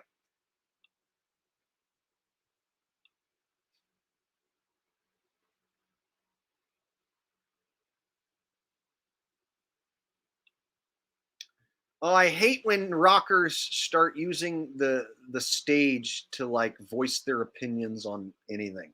I don't want to hear it, especially if it's something I don't agree with. I'll give you an example, but let me read this first. Jennifer says, Jennifer Harwood says, I saw Nugent in Arizona Bike Week and walked out. He wouldn't stop preaching to the choir. Just play, Ted. So I saw Steve Miller last summer, and I hadn't seen him before. And he was playing a solid show. He played like all his hits, and it was a good, clean show, and I enjoyed it. And then he came out for his encore, and we're like, "Oh, here we go!" And he's gonna play.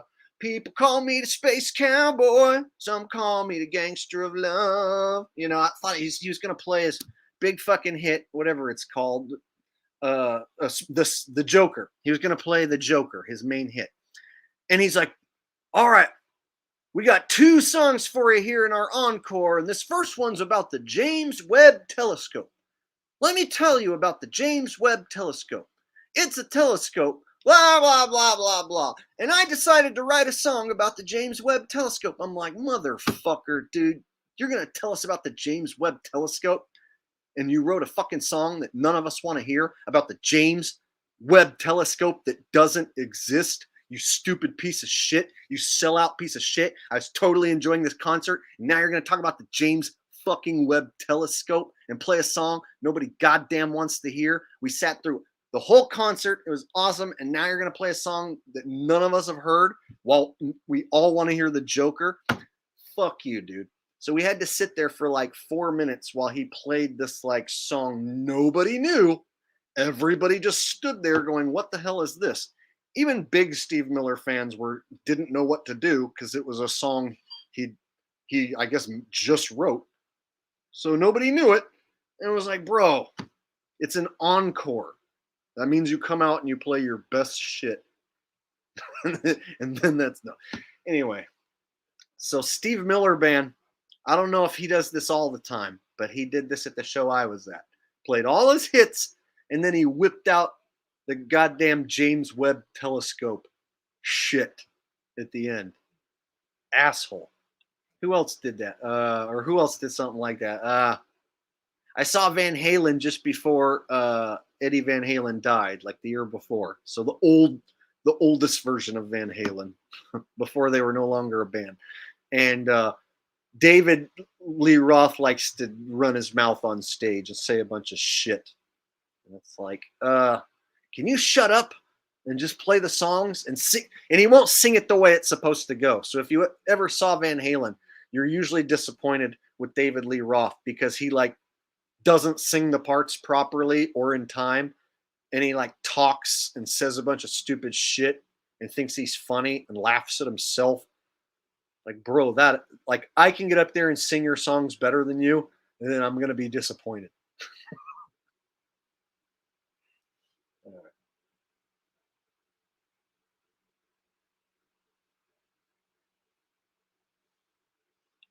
Rose Bell says Kid Rock 2. I saw him once back in like 2000. So last time I saw Kid Rock live, and it was the only time. It was probably like 23 years ago or so. So back then he didn't say anything political. And he just did all of his Devil Without a Cause shit. And ended the night with Ba What a Ba.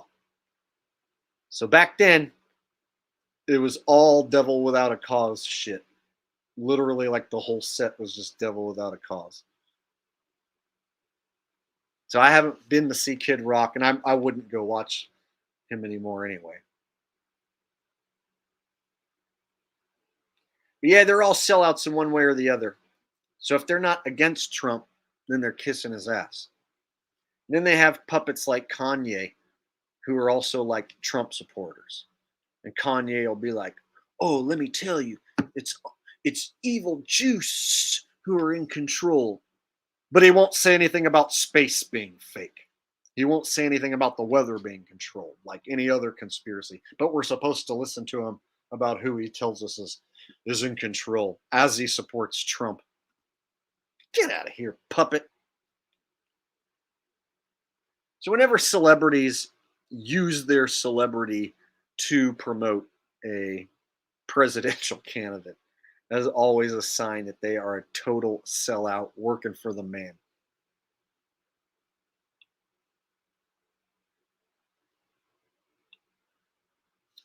Coupe DeVille 78 says Pink Floyd is still my favorite live concert ever. I never got to see the original Pink Floyd, sadly. I did see Australian Pink Floyd, and I know that's not the same, of course, but they are like considered to be like the premier Pink Floyd cover band, and they play the songs like down to a T as close as they can.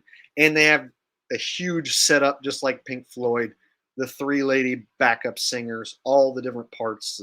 And so I saw Australian Pink Floyd, and I expected it to be decent because I like the old Pink Floyd tunes and stuff, the Dark Side of the Moon tunes and stuff like that. So I expected it to be good, but I was actually blown away at how good it was. They did as accurate of a job as you could pretty much possibly do.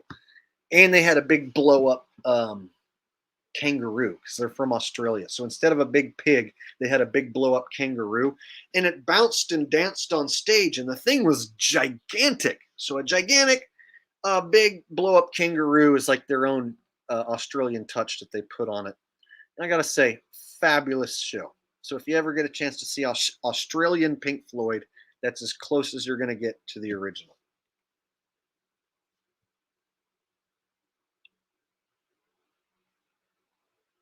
Oh, looks like somebody came late to the stream. Griffcat Weather says, "What's your opinion on the tornado outbreak?" Oh, I did an entire segment on the tornado. So it happened in Mississippi, and they have a facility that can create gigantic clouds and storms in Mississippi. And I showed both those. So I showed the devastation of the tornado, and I showed the facility in Mississippi. It's called the RS-25. So I'll just catch you up real quick since sounds like you missed it. But definitely go back and rewatch earlier in the stream. I showed this thing. So this thing is in Mississippi right here.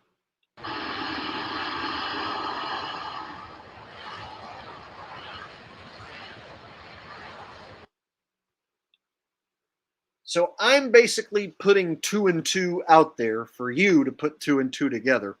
that if this thing's in Mississippi, it can create gigantic clouds and storms. And there was a tornado there. Just saying is all. So that's my opinion on that. But if you want you want to hear the entire segment, definitely go back and watch it. It was earlier in the stream. Okay. So there you go.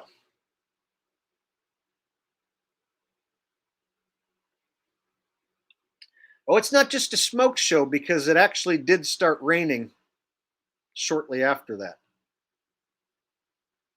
So in the video that's up, that's like 11 years old, 12 years old, the original, the first one where they first showed this machine, it actually starts raining after they pump out the cloud.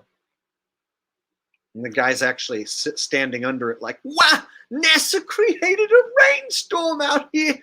Why isn't this amazing? No, it's not amazing. It's scary shit. Jennifer Horowitz says, I love Steve Miller Band too. Fuck. Yeah, literally the whole show, super clean, good energy. And his band sounds fantastic. And he plays all his hits. So all his mainstream radio songs, you know, Take the Money and Run, and all of them. But then at the end, yeah, he whipped out that James Webb shit and he had to like explain why he's doing that song. And I looked around at other people when he started the song, so I was like, I've never heard this in my life. Like, what is he doing? And other people were also confused, scratching their head. So very strange, but I guess if I was to guess, he got a hefty check to include a song and write a song about the James Webb Telescope. So it would make sense if the government was like, hey, we'll slip you this hefty check if you write a song about the James Webb Telescope and perform it on your next tour. So I'm pretty sure it went down something like that. Because I doubt that Steve Miller like is dying to write a song about a telescope and stick it in the encore just before the Joker to have his crowd be like, huh? What is this? Yes, he played Abracadabra too. It's good. That's one of my favorite Steve Miller songs, if not my favorite. That probably is my favorite Steve Miller song. You make me hot, you make me cry, you make me laugh. I don't even know the words. Make me laugh and you make me cry. Abracadabra, I want to reach out and grab you. That one's good.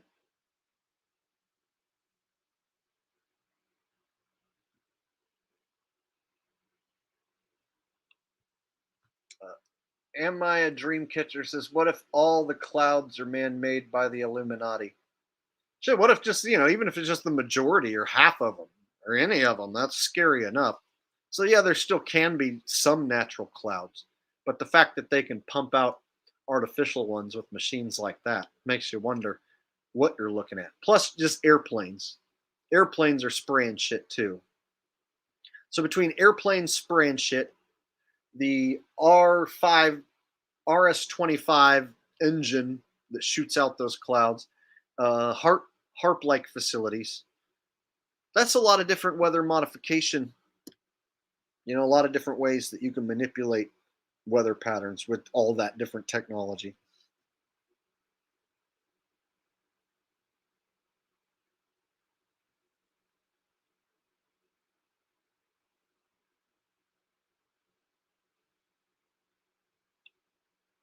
Yeah, the James Webb Telescope has replaced the Hubble. So Hubble's no more, and now it's all about James Webb Telescope. And of course, they're putting some cartoons out there, so you get to see some really colorful cartoons, and they say that you're looking at galaxies and black holes and gigantic super black holes and crap like that. And it's just nothing more than cartoons. I did an entire stream basically about it. Probably 3 weeks ago. It's called Outer Space Does Not Exist.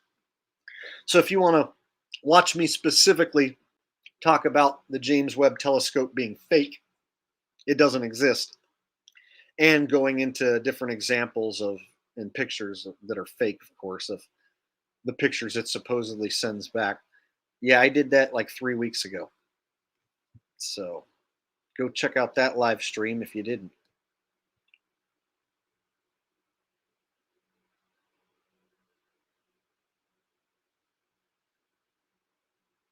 Yes, indeed, space is fake. I'm not saying there's not sky above you. So there is technically some space above your head. But outer space where you pop out of the supposed atmosphere and then you float, there is none of that. Other places and other galaxies to go to, no, none of that. So when I look up there, I see twinkly dots that we call stars, but I don't think that they're suns with planets and places to go to. Just like when we see the moon, like I see a body of light, but I don't think it's a place you can go to and walk on. So I've disassociated that part of my brain with everything I see in the sky, to where everything in the sky, it's there. There is a sun, there is a moon, there is stars, but they aren't what we're told. And I don't believe for a second any of the horseshit that they've really said about it. So it's not like they've lied about small portions. Like, oh yeah, the moon is a gray rock and it is in space, but they lied about the moon landing. No, no, no.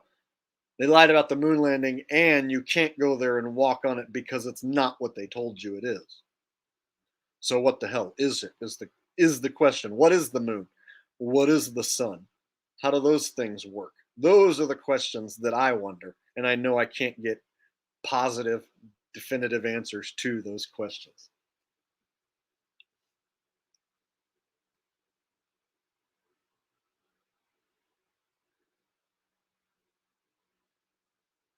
Yeah, I heard somebody in the chat said something about birds not being real, and then Jennifer Harwood's like, "We eat quail. Birds are real." Yeah, last time I ate some chicken. Or go to a chicken farm where there's millions of them. Go to a facility where they're processed. You know, the life is real.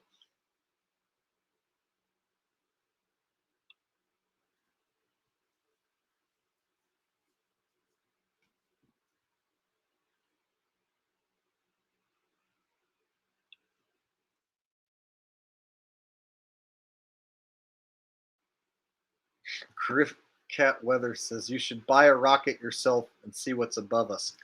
Well, see, they already had a guy Mad Mike, who had his homemade rocket, and he died in a daredevil accident, basically, with his homemade rocket. So no regular person can build any sort of thing that flies around and not have to deal with any sort of legal repercussions or red tape. So you have to think of the red tape of just trying to build something that flies, and then where are you going to fly it?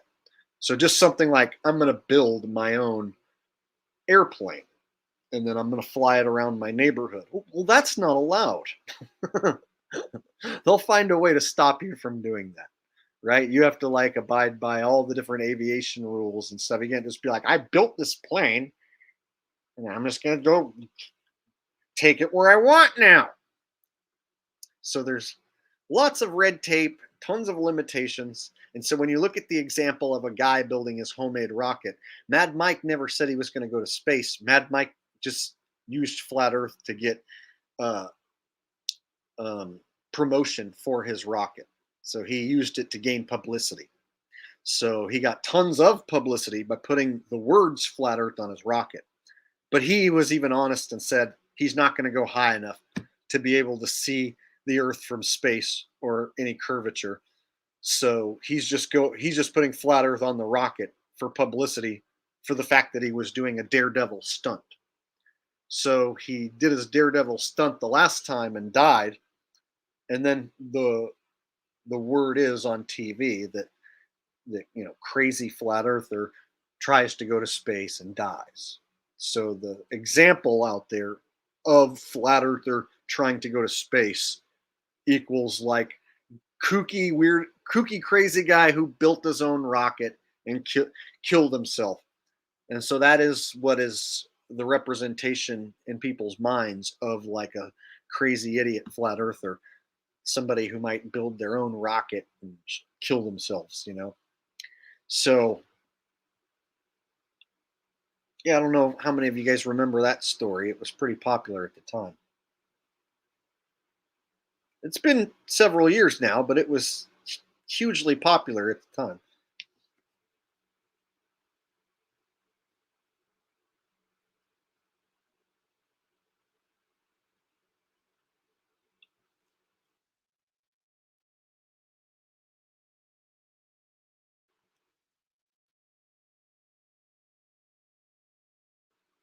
Dr. Bass Ackward says that dude was a psyop to make FE look retarded and seem dangerous.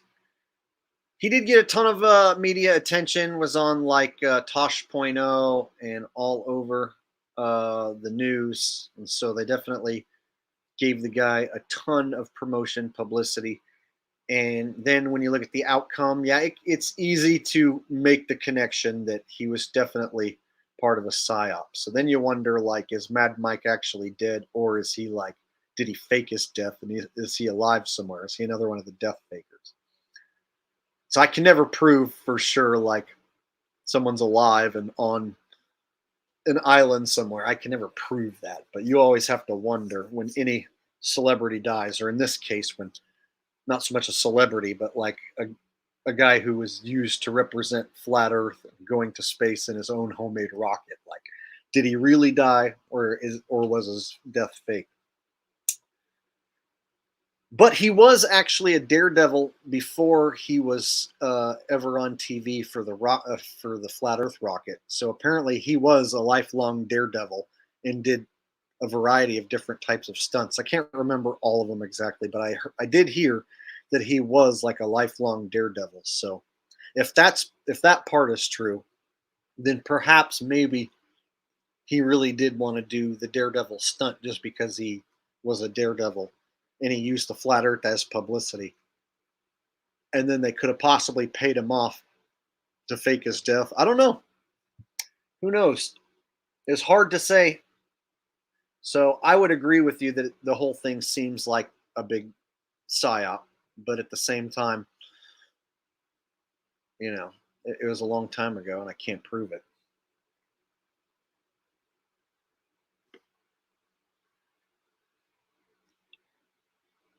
If you look at all the different people who were popular in flat Earth, a lot of them made it look stupid and did it on purpose. And so you look at guys like Jaron, who failed an experiment. He was in the documentary Behind the Curve, and David Weiss with his tracking app, and he's done a bunch of different debates and stuff with these globe cucks and globe tards, and he usually shits the bed. And it's almost like he intentionally loses the debate, shows up and just says the same stupid shit, basically like setting up the globers for an easy target. And so they've drugged the topic through the mud to discourage anyone from looking into it. And if you do decide to look into it and do come to the conclusion that the Earth isn't a ball, they have guys like Jaron and Dave Weiss there to intercept you, like I said earlier, as they are the controlled opposition. So then what you end up with is you are following a cult that is going to lead you in circles, and you'll never get anywhere with those guys. And they'll just have you showing up to conferences. They'll have you downloading the app, and spying on you with the app, tracking you with the app. They'll have you fucking repeating the same shit that came out in 2015. So a lot of guys, a lot of shills made the topic look stupid, and they did it on purpose. Jake Fagan with the donation coming through says, good evening, Jake. Thank you for opening my eyes with your rigged NFL videos this year and bringing some truth to my life, which is rare to find.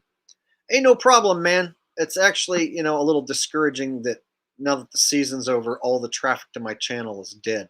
So now that the season's done and I'm not getting any of the NFL rig traffic, basically the subscriber count stalls out and then starts going backwards, and then views are just tanking. And so it's almost like if I don't make videos about football being fake, then I'm not going to get nearly as much attention. So when football season rolls around again, it'll be interesting to see if I start making that content again, what happens next time, if I can get the snowball rolling again next season and cause as much havoc to the NFL as I did this year, because they had to get Pat McAfee on the case. They had to get a bunch of cronies and shills on the case to be like, no, it's not rigged.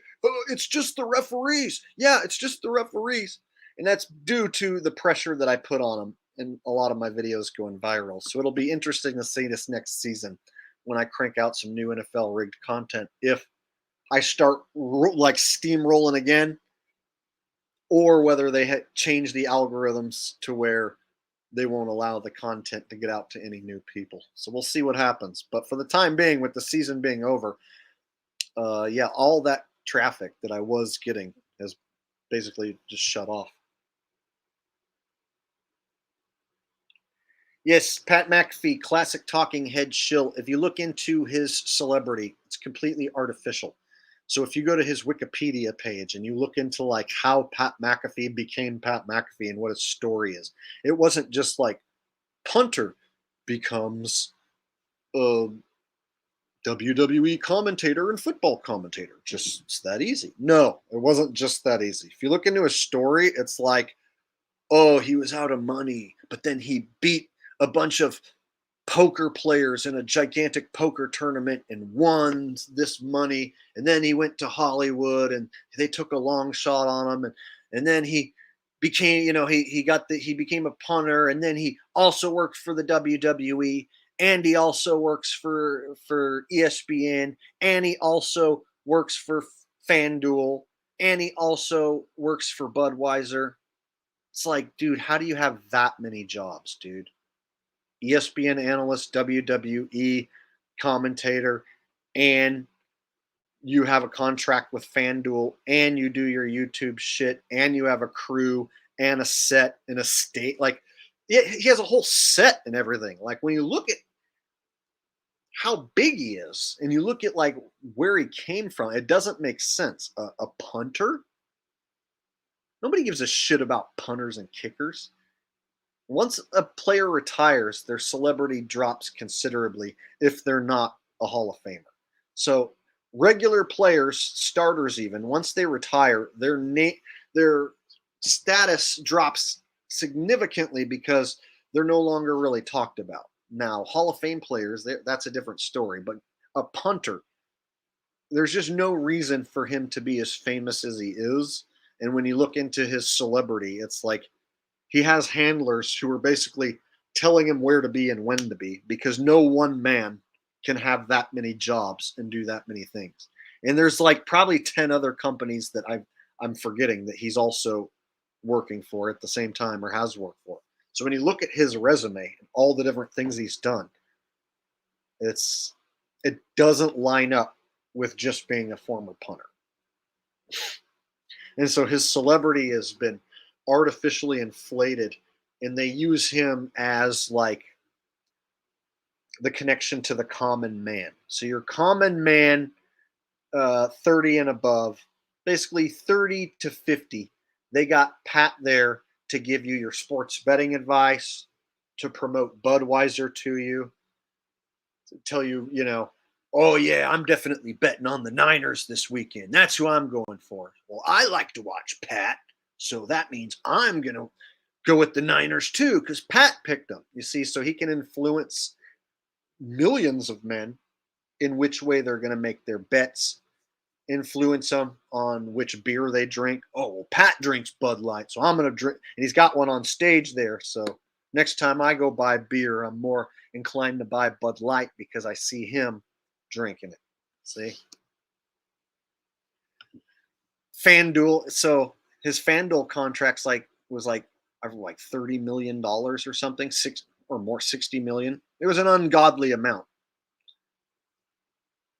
And so between FanDuel giving him an ungodly amount of money, him being an announcer with the NFL, college football, WWE, like that guy's celebrity status is like 100 times bigger, a million times bigger than it should be. I swear, like his name has become so recognizable.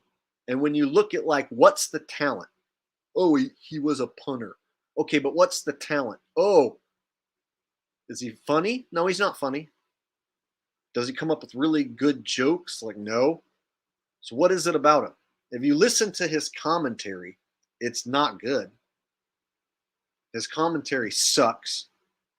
So when you look at like what's the talent like that got him to all this fame and fortune, it doesn't add up at all. The only thing that makes sense is that guy is in the club, he's being hooked up, and he's well connected. That guy is being told where to go and where to be and when to be and how to be. And he's a walking, talking billboard, and he'll do and say anything for a paycheck. And that's how he got to where he is. He's in the club. For whatever reason, he's high up in the club, and they are hooking him the fuck up. Because if you look at the rest of his cronies, like what makes Pat any better than any of his cronies? All those idiots can say idiotic, stupid shit just like him and make football picks. So there's nobody in his crew that's talented, and Pat's not talented. So yeah, how can somebody like that get to such celebrity status, work for so many different companies, all at the same time? They're well connected and in the club is the only way. Sunflower says, have you seen the new pics of John Fetterman? He looks like a different person, possible replacement. God, off the top of my head, I don't even know who that is. Let me Google it.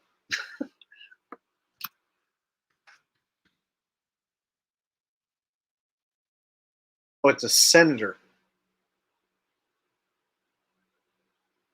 Yeah, I don't even know who it is. I've never followed him, but that his face looks like a mask.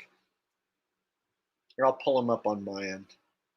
Yeah, I don't know the name of every senator in every state and every politician and all that. There's just too many politicians for me to keep up with all of them. But let me pull them up.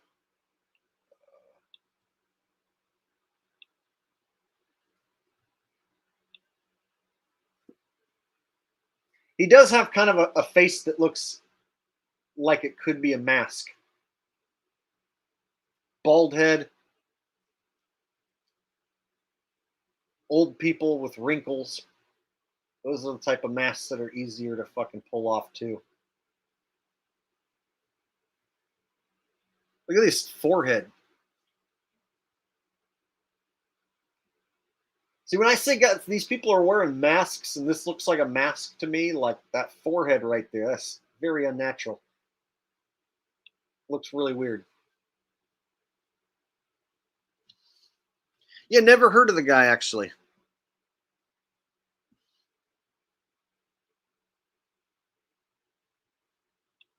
But just upon me looking at him for even just a few seconds, I'm already thinking this could be someone wearing a mask.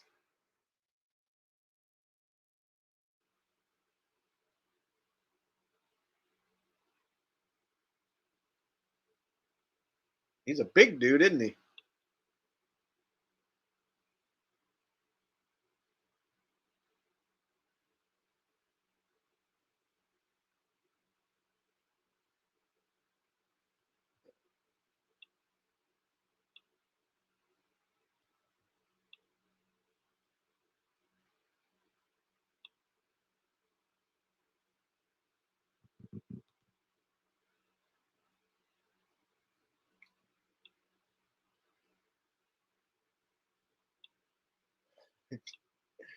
Kevin Arnold from the Wonder Years says David Letterman. Kevin Arnold, that was the character from the Wonder Years. That was actually my favorite show when I was a kid. So when I was growing up in the 90s, out of all the sitcoms on TV in the 90s, Wonder Years was my favorite show. And Kevin Arnold was the lead character. And he, of course, had his crush, Winnie Cooper, and then his best friend, Paul. You guys remember that?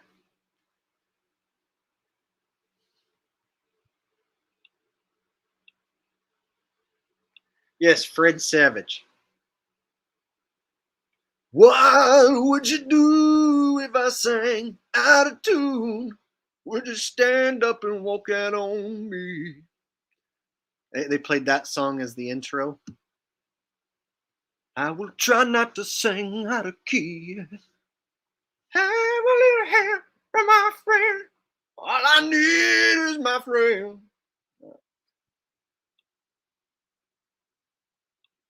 That one actually stands up. If you go back and watch old episodes of that show, like first season, second season, third season, are good. It starts to get a little corny and hokey at the end, but that show from all the way until the end of the show, I think it went like 6 or 7 seasons, it was solid and it didn't come off the rails. So the first 3 seasons are the best, but it's still solid all the way, every season of that show. And if you go back, there's a lot of nostalgia to that show. And because it was made in the 90s, but it was portraying the 60s. Like if you're even older than me, then you might like it, for that nostalgia. If you grew up like through the 60s and 70s, then you would like it for that nostalgia. Whereas I just liked it because I was a little boy at the time and I saw Kevin Arnold and he I don't know, was just a little bit older than me. So it was like I identified with him growing up. And he was like nervous to talk to girls. And then it was like, oh, yeah. So when I was nervous to talk to girls, I would think of the TV show like, oh, well, Kevin, he got over it. And he got Winnie to be his girlfriend. So it's like when I was a kid, like I could connect with certain characters. And that was like a character I connected with was Kevin Arnold.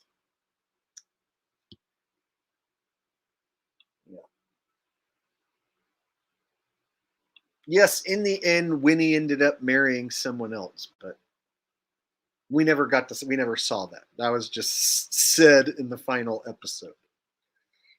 So we never actually had to see her marry another dude.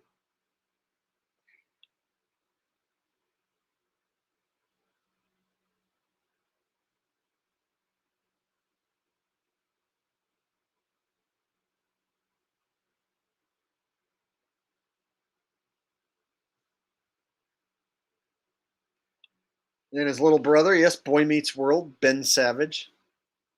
And you can find both of them in a movie called Little Monsters with Howie Mandel, which actually still stands up, kind of. So Little Monsters with Howie Mandel, where they go to this, where Fred Savage goes to this crazy monster dimension, and Howie Mandel is a monster. And then he brings Howie Mandel, the monster, back to regular Earth and gets into shenanigans with him. It's a pretty weird movie, but definitely a Fred Savage and Ben Savage movie.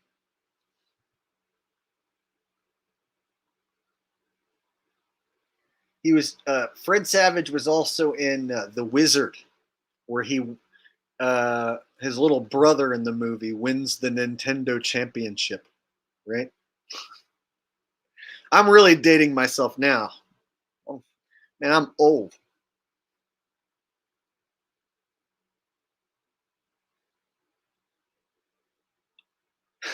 Ryan Corcoran says Kevin's brother was a dick. No, that was in the show. So Kevin Arnold's brother in the show was Wayne, and he was a dick. But he was more like a typical older brother. That's just how typical older brothers are. They pick on their younger brother generally.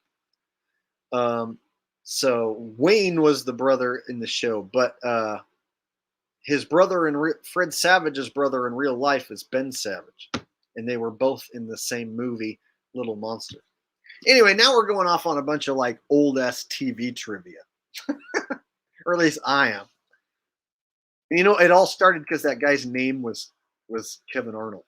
So because the guy's name was Kevin Arnold, it spun me off into a 90s television nostalgia trip.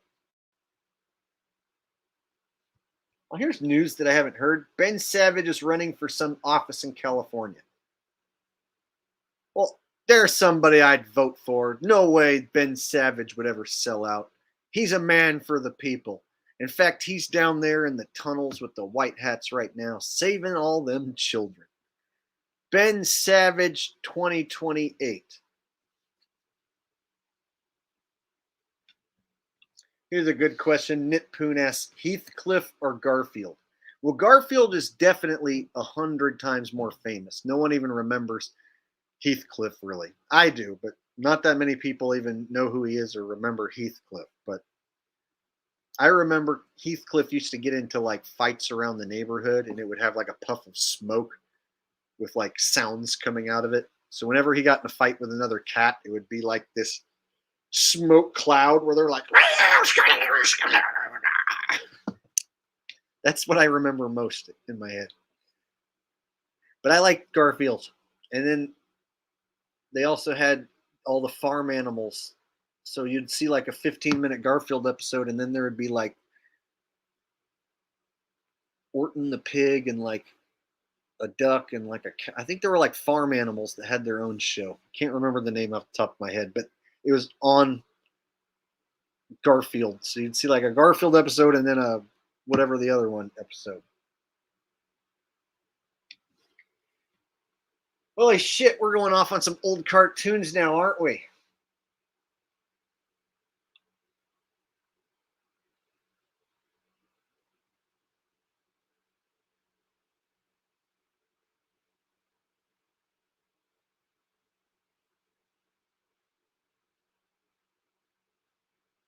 Hey, if you guys are still having fun out there, do me a favor if you haven't already and smack the thumbs up. We're at 223 thumbs up. If you could get me up to 250, that would be sweet. How about 250 thumbs up? I know that there's enough of you out there watching who probably haven't done it yet. You've been lazy. You haven't hit the thumbs up. I've been on here streaming for over 2 hours. If you're having fun, smash that thumbs up.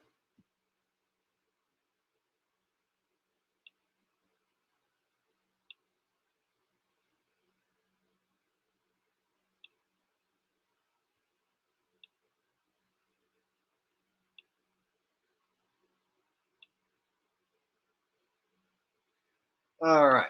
So we are at 244. We're almost there. 6 more. Get them. Smash the thumbs.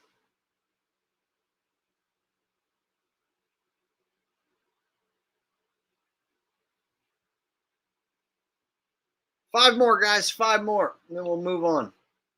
And we'll talk about this.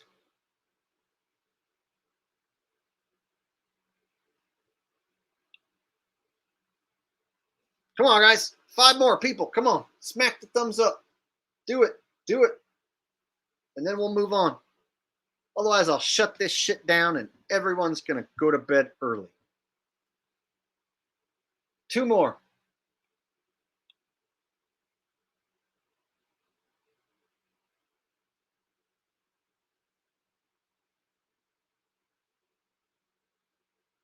And before I get to that, I got a super chat coming in.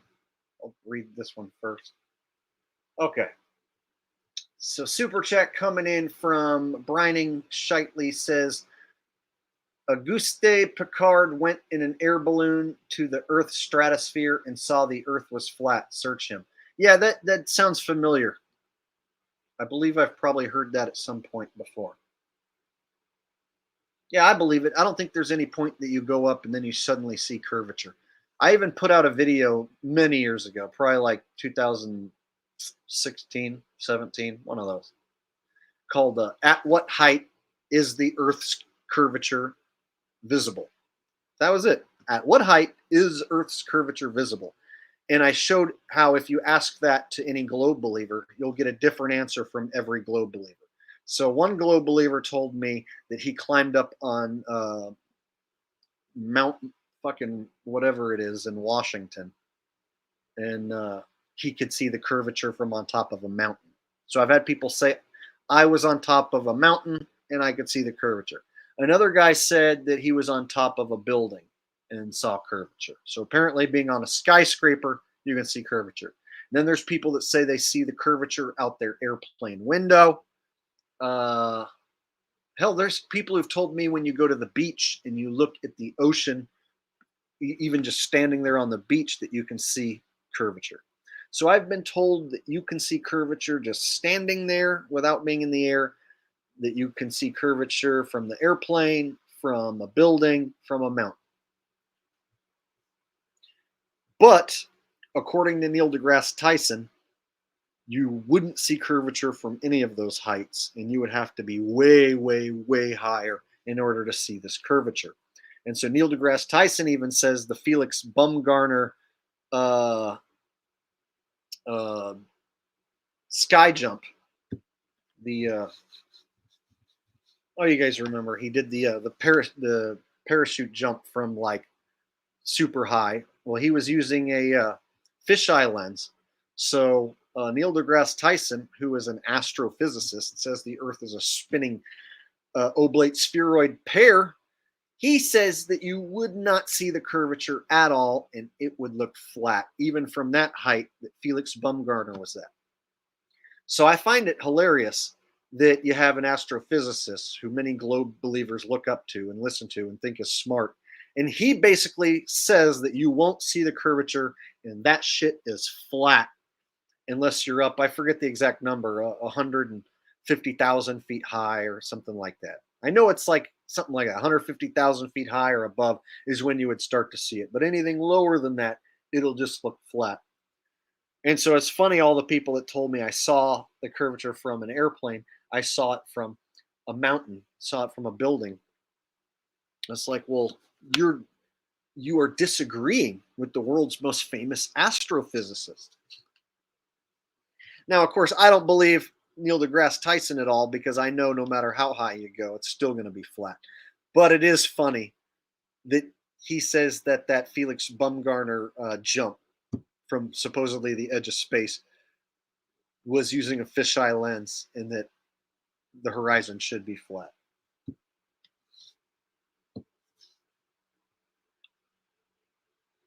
Once you go flat, you will never go back. It's true.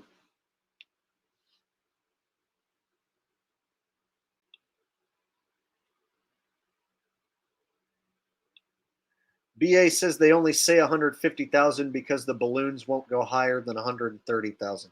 Yeah, it makes sense. They know you're not going to go up there and check. Right? So it has to be higher than how high people already go. Of course. So yeah, next time you have anyone tell you that they've seen the curvature from however high, just find the footage of Neil deGrasse Tyson saying that that shit is flat unless you're 150,000 feet or higher. Shouldn't take you long to find the clip, because he also says that shit is flat.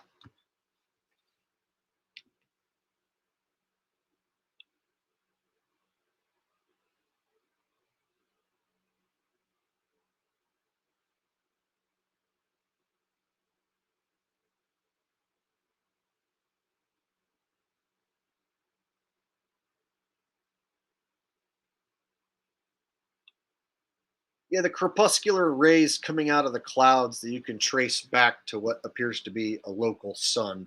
Definitely not 93 million miles away. And the mainstream story that those light rays are all coming in from 93 million miles away, all hitting the Earth like these parallel rays. But somehow they come through the clouds and it just looks like like they're crepuscular and coming from a local source, but totally not. It's 93 million miles away, man. So when you trace those crepuscular rays right back to that, what appears to be local sun, no, it's just because your tiny pea brain can't comprehend the huge distances.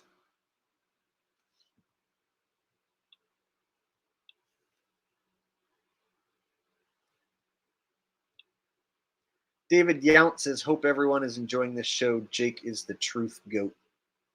Well, see, now someone's going to say goat is Masonic. See? So even if you're calling me the greatest of all time, if you don't spell it out. And instead, you abbreviate it and call me the GOAT. Then what you're going to get is people assuming that you're calling me a Mason.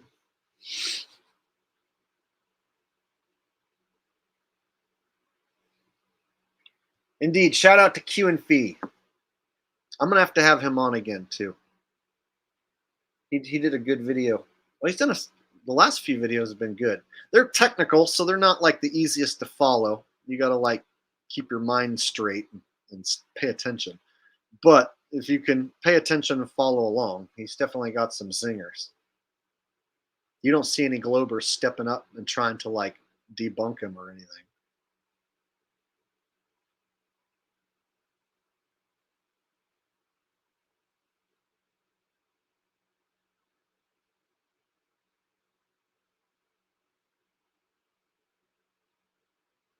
A good question about the eclipses. See, with the sun and the moon, like I said, I don't know what they are. I don't know how they work. And so eclipses is strange because like it doesn't seem like the moon's anywhere around to go in front of the sun, because you can't physically see a gray moon like go up in front of the sun. So then I'm stuck wondering like is that like some sort of black hole sun, Rahu, or what, you know? I've heard that from Eric Dubé in 2015 that Rahu eclipses them. Well, then what the hell is that? Why does it do that? What's the point of that? So I don't understand what is going on for sure, or what the point of it is, or what it, like why. So I just say I don't know.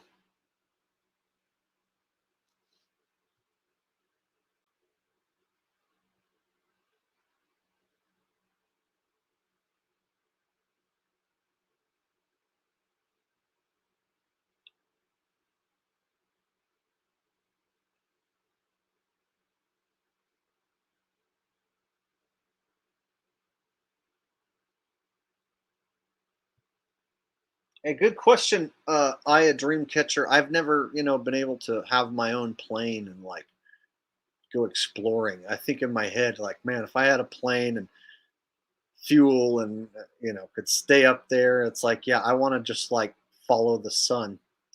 What I'd really like to do is see if you just keep going west or east, if you come back to the same spot. That really intrigues me. Like, if you just keep going east, are you going to go around the world and then pop back out at that same spot? And can you keep the steering wheel completely straight and not turn? Because on an AE map, Jaron and Dave Weiss will tell you that east and west are circles, but that means you're going to constantly having to be turning. They'll argue that you won't notice that you're turning because the circle would be so big. So you would have to make sure that you're going straight. I want to know if you stay dead straight, make sure that you don't turn at all. Stay dead on east and west if you come back to the same spot. Not just east and west on the equator, but also north and south pole too. I want to know if you can fly all the way around north, south. And so it'd be awesome if we had the ability to check that out ourselves, but we don't. And then you look at all the regulation when flying, how many people do you know have their own private jet they can take wherever they want?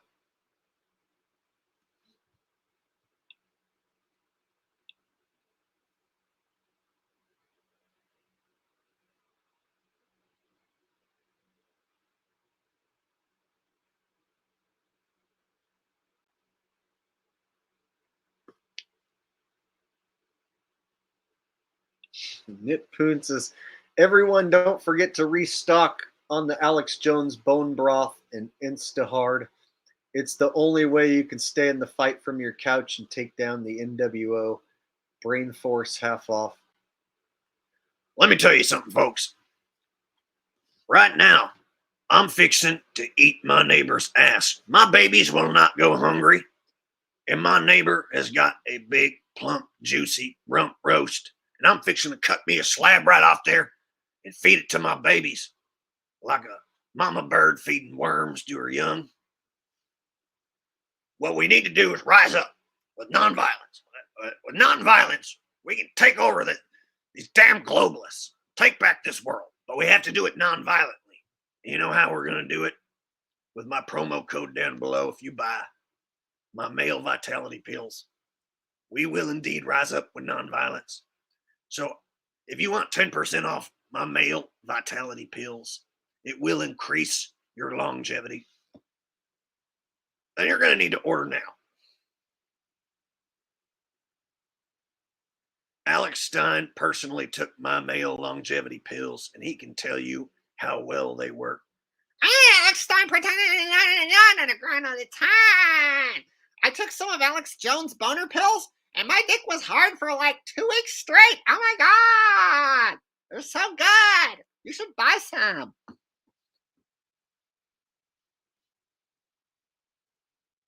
Primetime Grindstein 99 on the grind all the dang time. I'm a pimp on a blimpity shrimp and a dimpity soup. Grindstein time 99.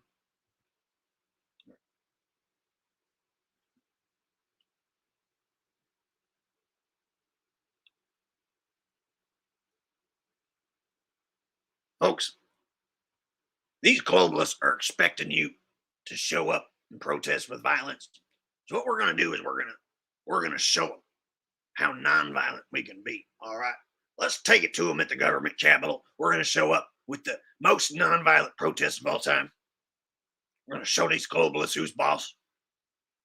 Once they see how nonviolent we are, that's when the foundation's going to begin to crumble. You're going to see these damn globalists are taken down.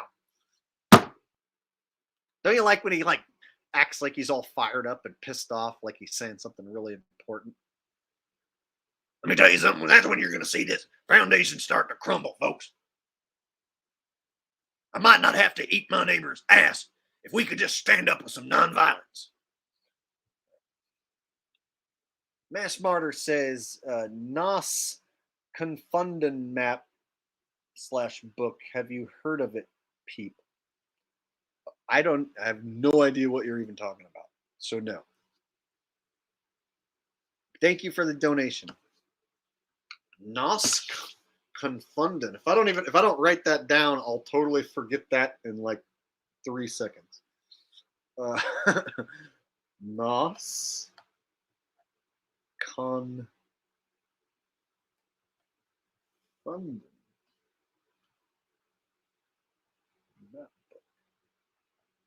I'll have to check that out, whatever the hell that is.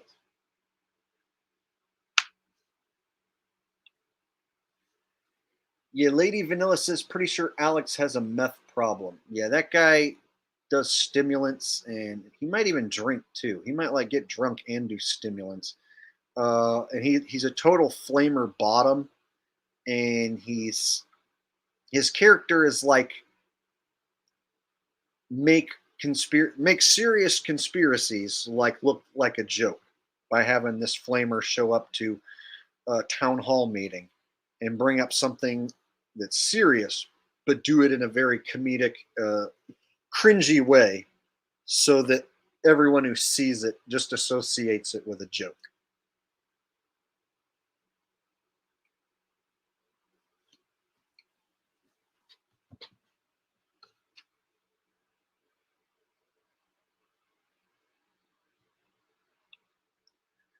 Yeah, anytime Alex Jones is at a protest, that is definitely a setup protest. So if he's there driving around, I think the one you're talking about, at the Capitol, I think he was, or one, maybe, no, it was he was at that one, but he was at another one. I think he was also at one of the lockdown protests, and he was in this armored tank looking thing. He had this SWAT team looking, military looking tank thing that he was in, and he had a loudspeaker, and he was driving around to the crowd in this around the crowd with this thing, talking on this loudspeaker.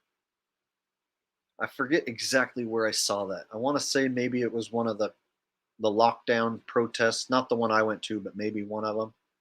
So whenever you see him at any protests, that's definitely going to be a government-controlled protest, not organic.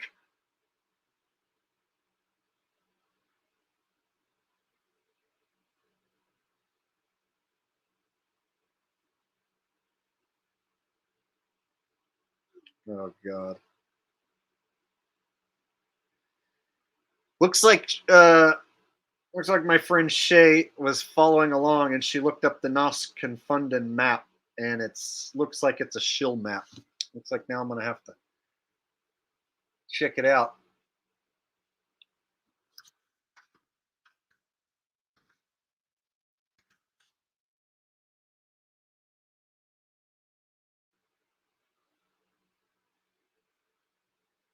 Oh yeah, this is bad news, buddy. This is some shill shit.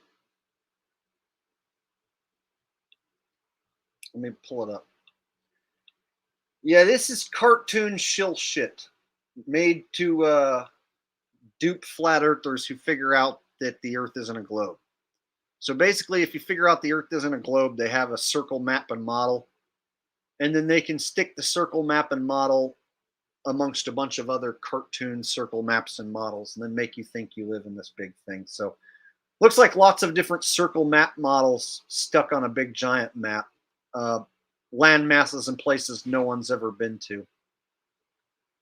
So whenever I start seeing people describing what land masses and places look like, over in the next pond, over in the other hidden Earths, it's like immediately I dismiss it as just being garbage. So yeah, sorry, buddy. Upon immediate inspection, this is trash. I don't really have to look much farther because it looks like they just took the circle map and then just stuck it on a bigger map with a bunch of other fucking maps.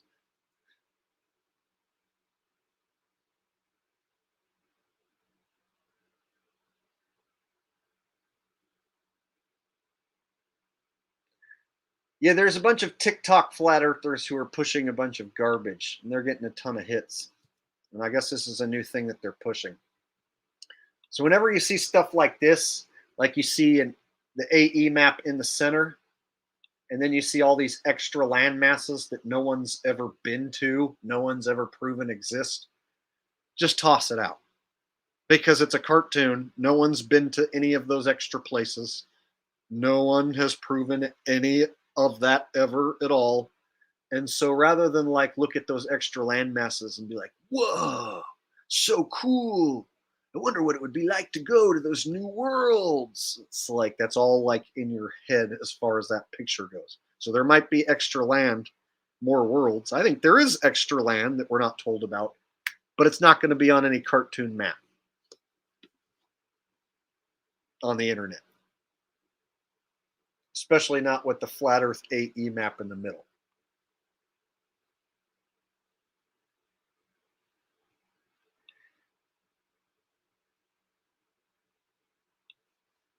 Oh yeah, I should show this to Q and Fee. I should show him this new map.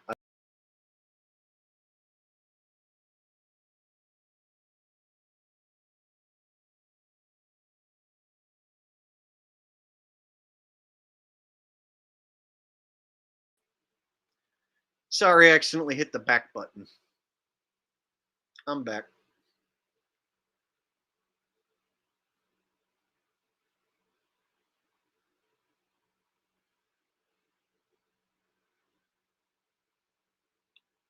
Oh yes, but Admiral Byrd said. Oh wait, he's an admiral for the government, military. Yeah, and he said that he went around the ice wall. Captain Cook, Admiral Byrd. Yeah, military guys.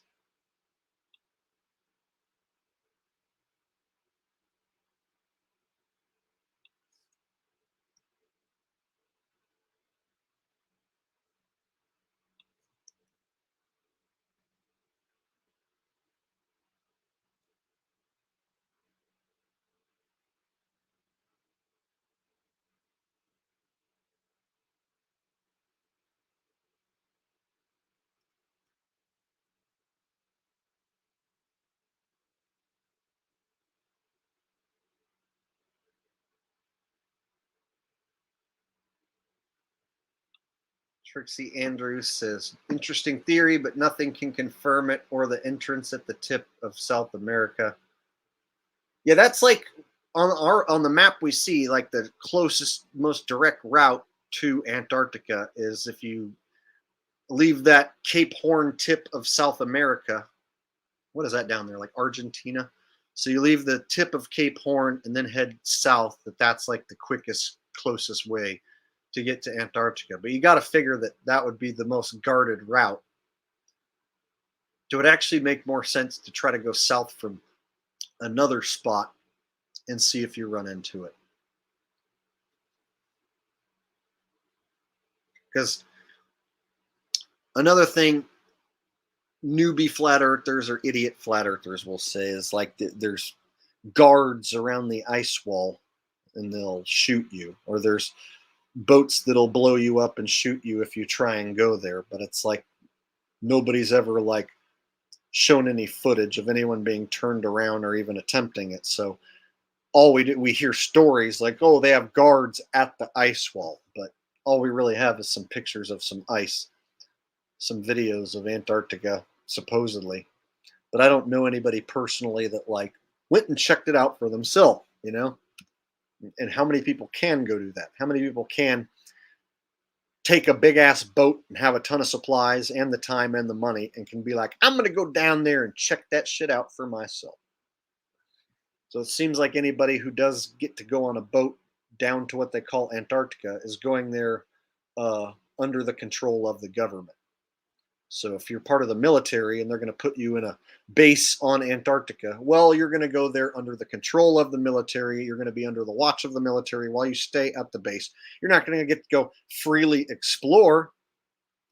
So even the people who claim to have been there, they were controlled the whole time they were there.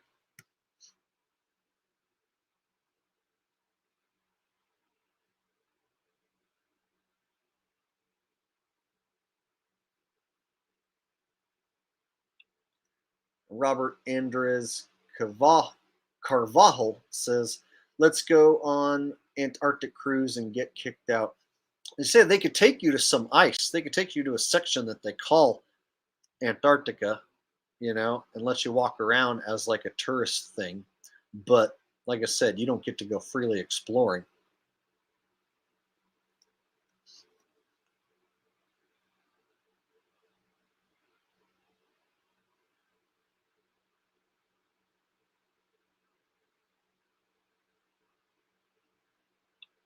That's the question. I wish I could answer it for you, but I'm just a dude in California and I don't have a gigantic boat or my own private plane. And I'm pretty sure I won't ever have a gigantic boat that I trust to go traveling in. Hell, I'd be lucky enough just to buy me a tiny sailboat.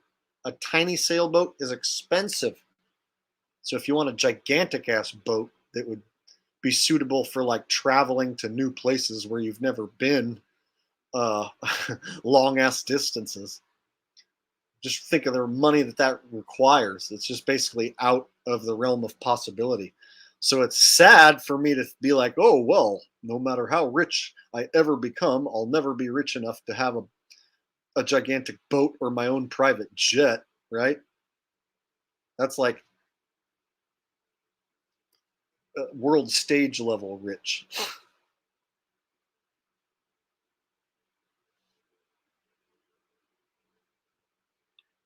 There's a classic line from A Few Good Men. You want the truth? You can't handle the truth. Jack Nicholson. And it's actually kind of true. Most people can't handle the truth. I think I could handle it. In fact, of all the people that could handle the truth, I think I would handle it pretty well. Holy wiener balls. Jonna X coming in with a very generous donation. Says, thank you for your stream. Enjoy the rest of your night. Oh, thank you very much, Jonna. I appreciate that. I was going to wrap up the stream here pretty quick anyway, because we've been on here for about 3 hours. But I appreciate that, and I'm so glad you hung out with me for the last 3 hours on a Saturday night, and I'm so glad all of you guys have hung out with me tonight. And we discussed some important topics, of course, about the weather modification and the tornado in Mississippi and stuff like that. So we covered some good topics, and hopefully you guys learned something new, or at least, enjoyed yourself and had a good laugh. So thank you everybody for being here tonight from the bottom of my heart. I really do appreciate having an awesome audience like you, where I can just flip a switch, press a button, and I have a wonderful, supportive, awesome audience to entertain. It really is one of the only things I get to look forward to in this crooked, messed up world, where it seems like the walls are closing in. See that? I tied my title back in, the callback.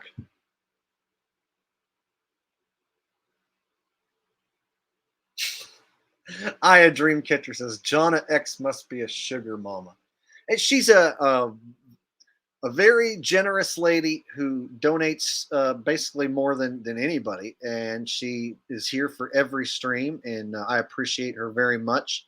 And not everybody can, afford to donate like that. And some people can't afford it at all. But even if you're just here and watching and commenting, I'm still appreciative of everybody who shows up, whether you can afford to donate or not.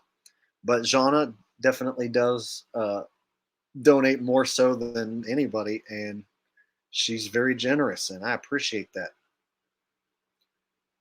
Big hugs, big kisses, Jonna. Thank you very much. Oh, before I go, I have to announce I bought another van. So that means I'm going to be going on trips when the weather warms up, which is right around the corner.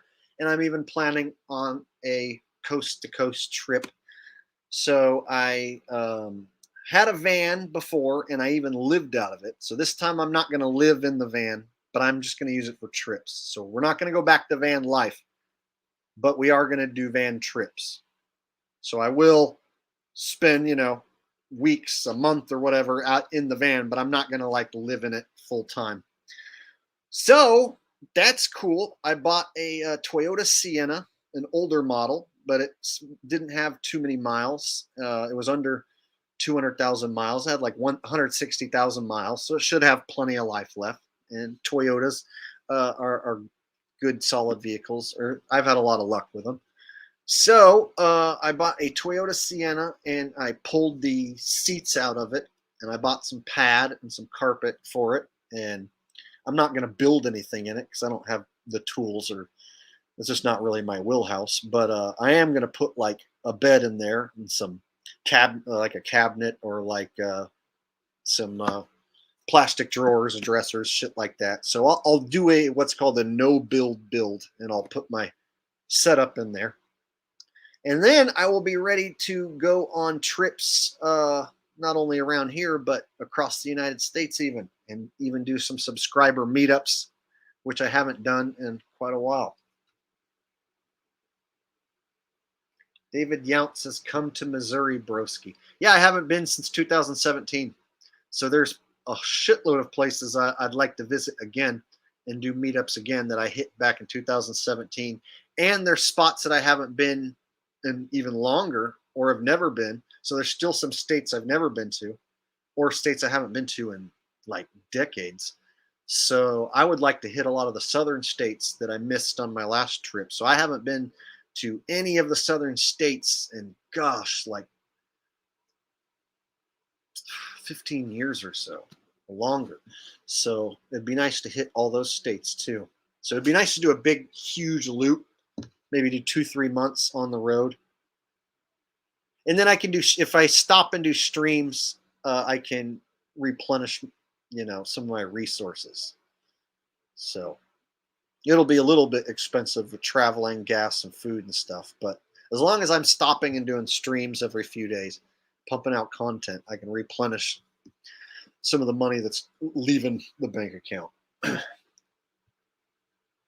So that's pretty cool to look forward to. I have a van and already started prepping it for travel, so that's cool. Oh, I'll definitely drive through Vegas. I'm already planning on hitting Vegas even as a mini trip, because I like to, slam slot machines. So I was planning on, before it gets super hot, doing a a spring trip to Vegas when the weather's perfect and hitting some slots.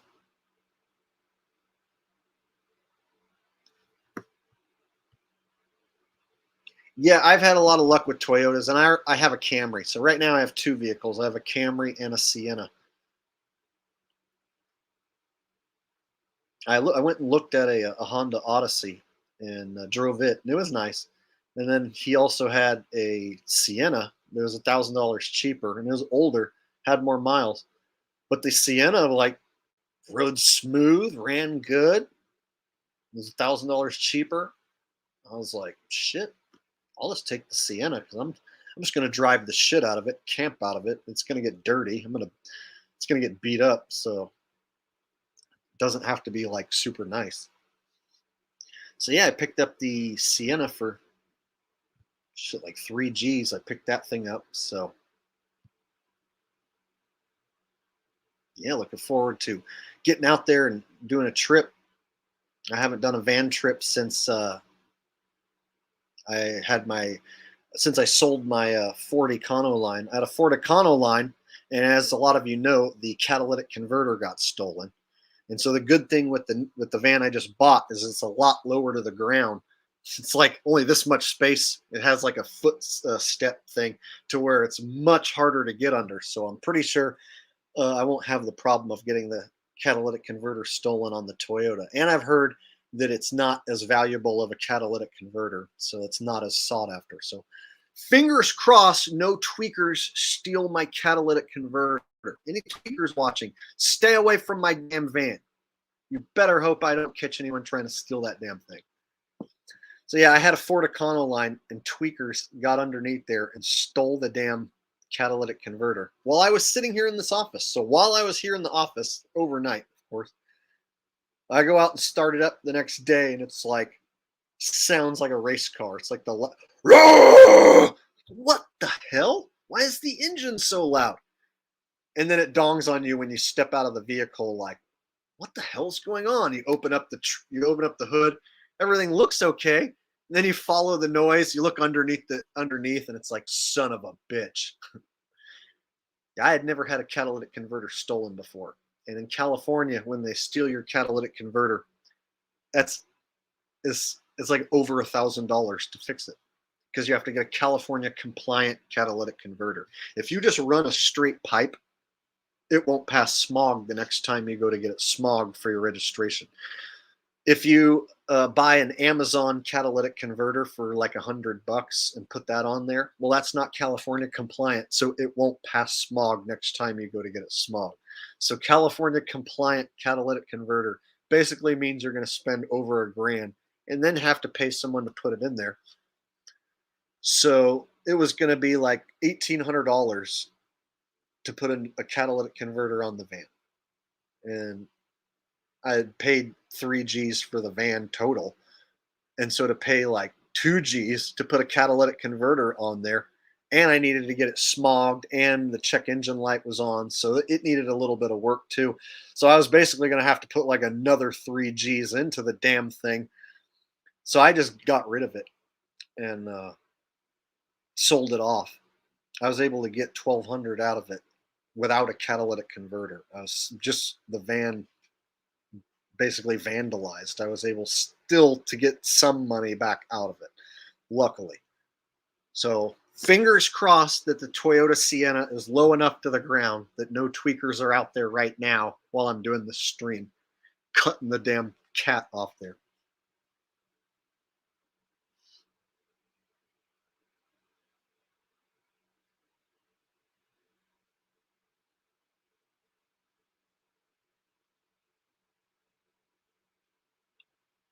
Andy says, I heard people are dying stealing those converters. Tweakers will risk death for 20, 50, 40, 50 bucks, whatever. If they can get their fix for the night, they will smash a window or cut a catalytic converter off of a car, go inside somebody's house while they're not home, whatever. Tweakers are pretty stupid criminals.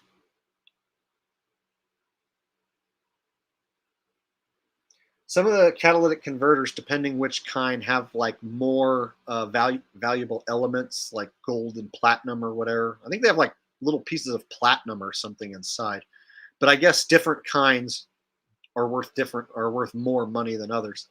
And so some are more sought after than others. But my Econo line was high off the ground, so you could easily just get right under it and just with a handsaw take it off there in minutes. And that's it. I'm screwed. $1,800 bill. And so that was the end of my van trips. So I haven't taken a van trip since then. Actually, no, I did. I took one more because I put a piece of pipe across there and drove it a little longer just before I sold it. So I took one last van trip before I got rid of it and then dumped it off. So shit, that was a year ago or last summer.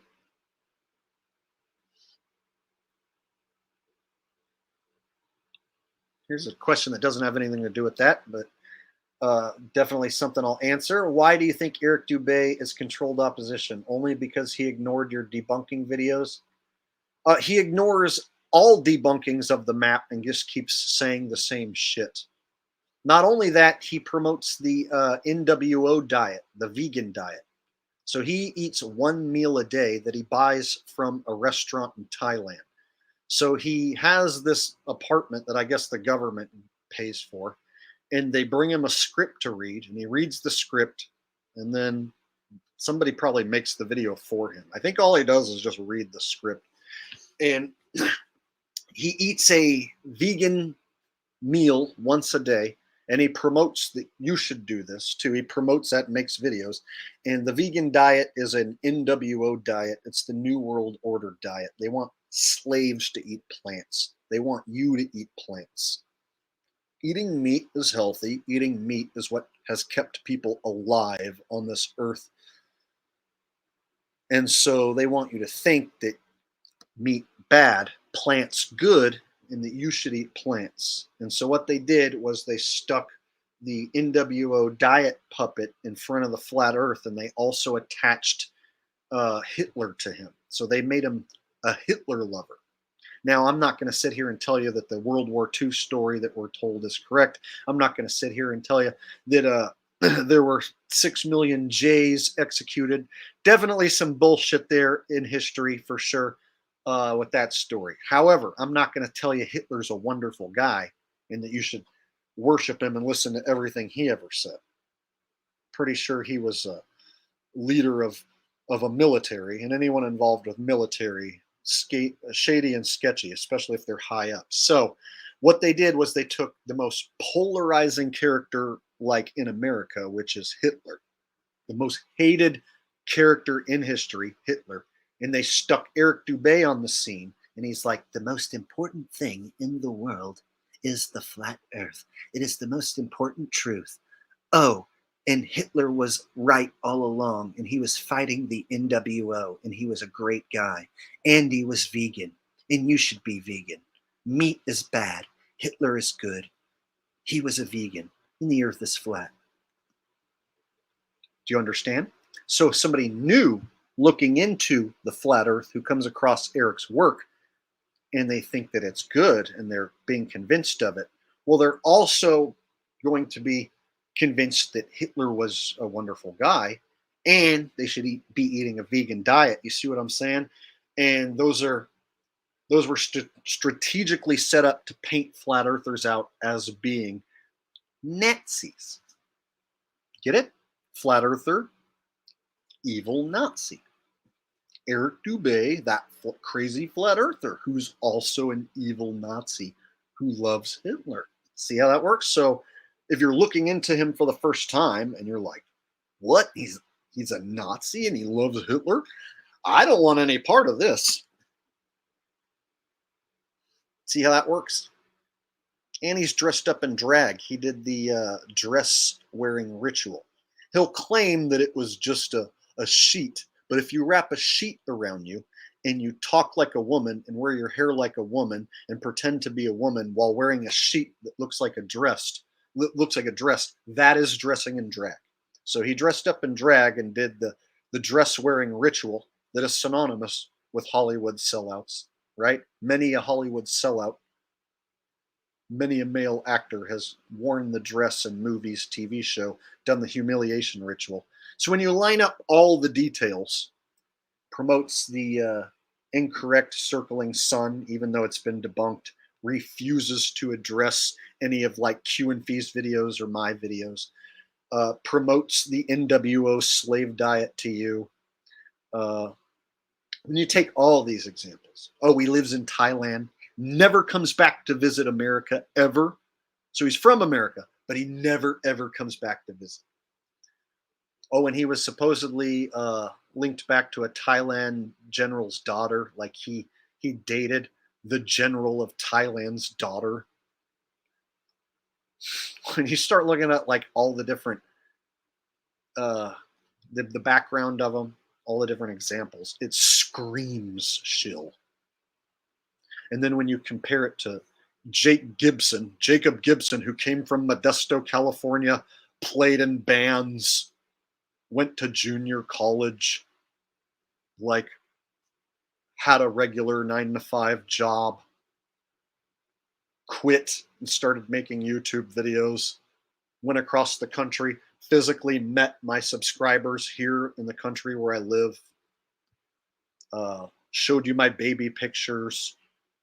You know, I've given my whole background.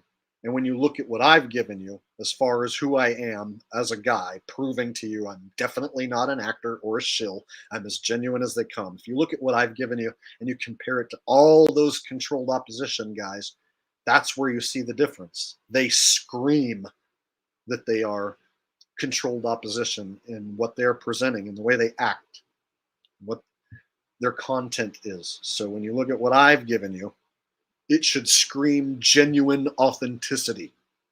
A guy being for real. This is me. This is who I am. And I'm not controlled by any entity. I make all the decisions here. If you think that's that Eric Dubé is making all his decisions and he chooses to be a vegan who loves Hitler, who lives in Thailand, who refuses to admit that the sun mechanics going in a circle all year long is wrong. When you look at every little thing, the proof is right there for you. He's 100% for sure a shill.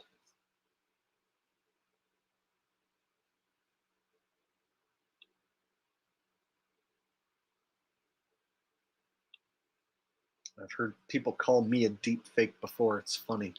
No, I'm definitely not a deep fake. This definitely isn't a CGI face.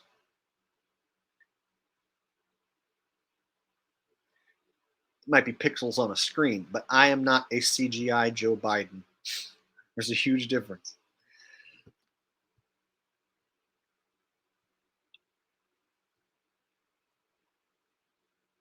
All right. Before I get off here, maybe I will play just a little tune on the bass before I wrap this thing up. How would you guys like that? Should I play a little tune on the bass?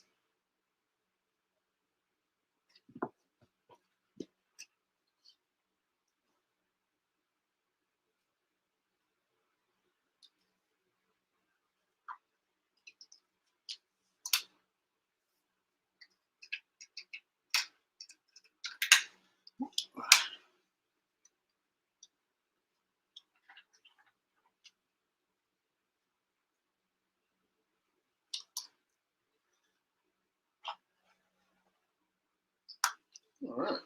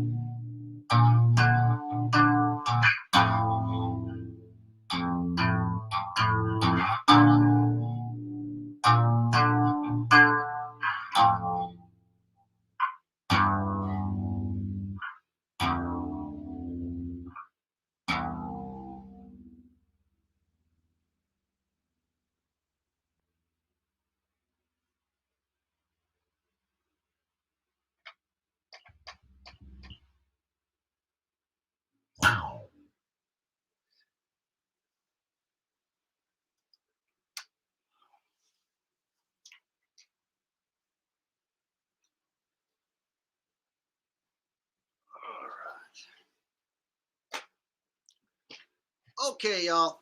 Thank you for hanging out with me tonight. I am getting a little tired and a little hungry. I'm going to get off here, enjoy, the rest of my Saturday night. I hope you enjoy the rest of your Saturday night or Sunday morning, wherever you are in the world, whenever you are. Thank you for being here with me tonight. Thank you for joining me in the chat, commenting, everyone who sent a super chat donation, everybody here tonight. Thank you from the bottom of my heart. I love you all. I appreciate you as my audience, and I will return again with another live stream very soon. So until next time, y'all take care. Have a wonderful night. Sleep tight. Don't let the bed bugs bite. And I will catch you next time. Bye.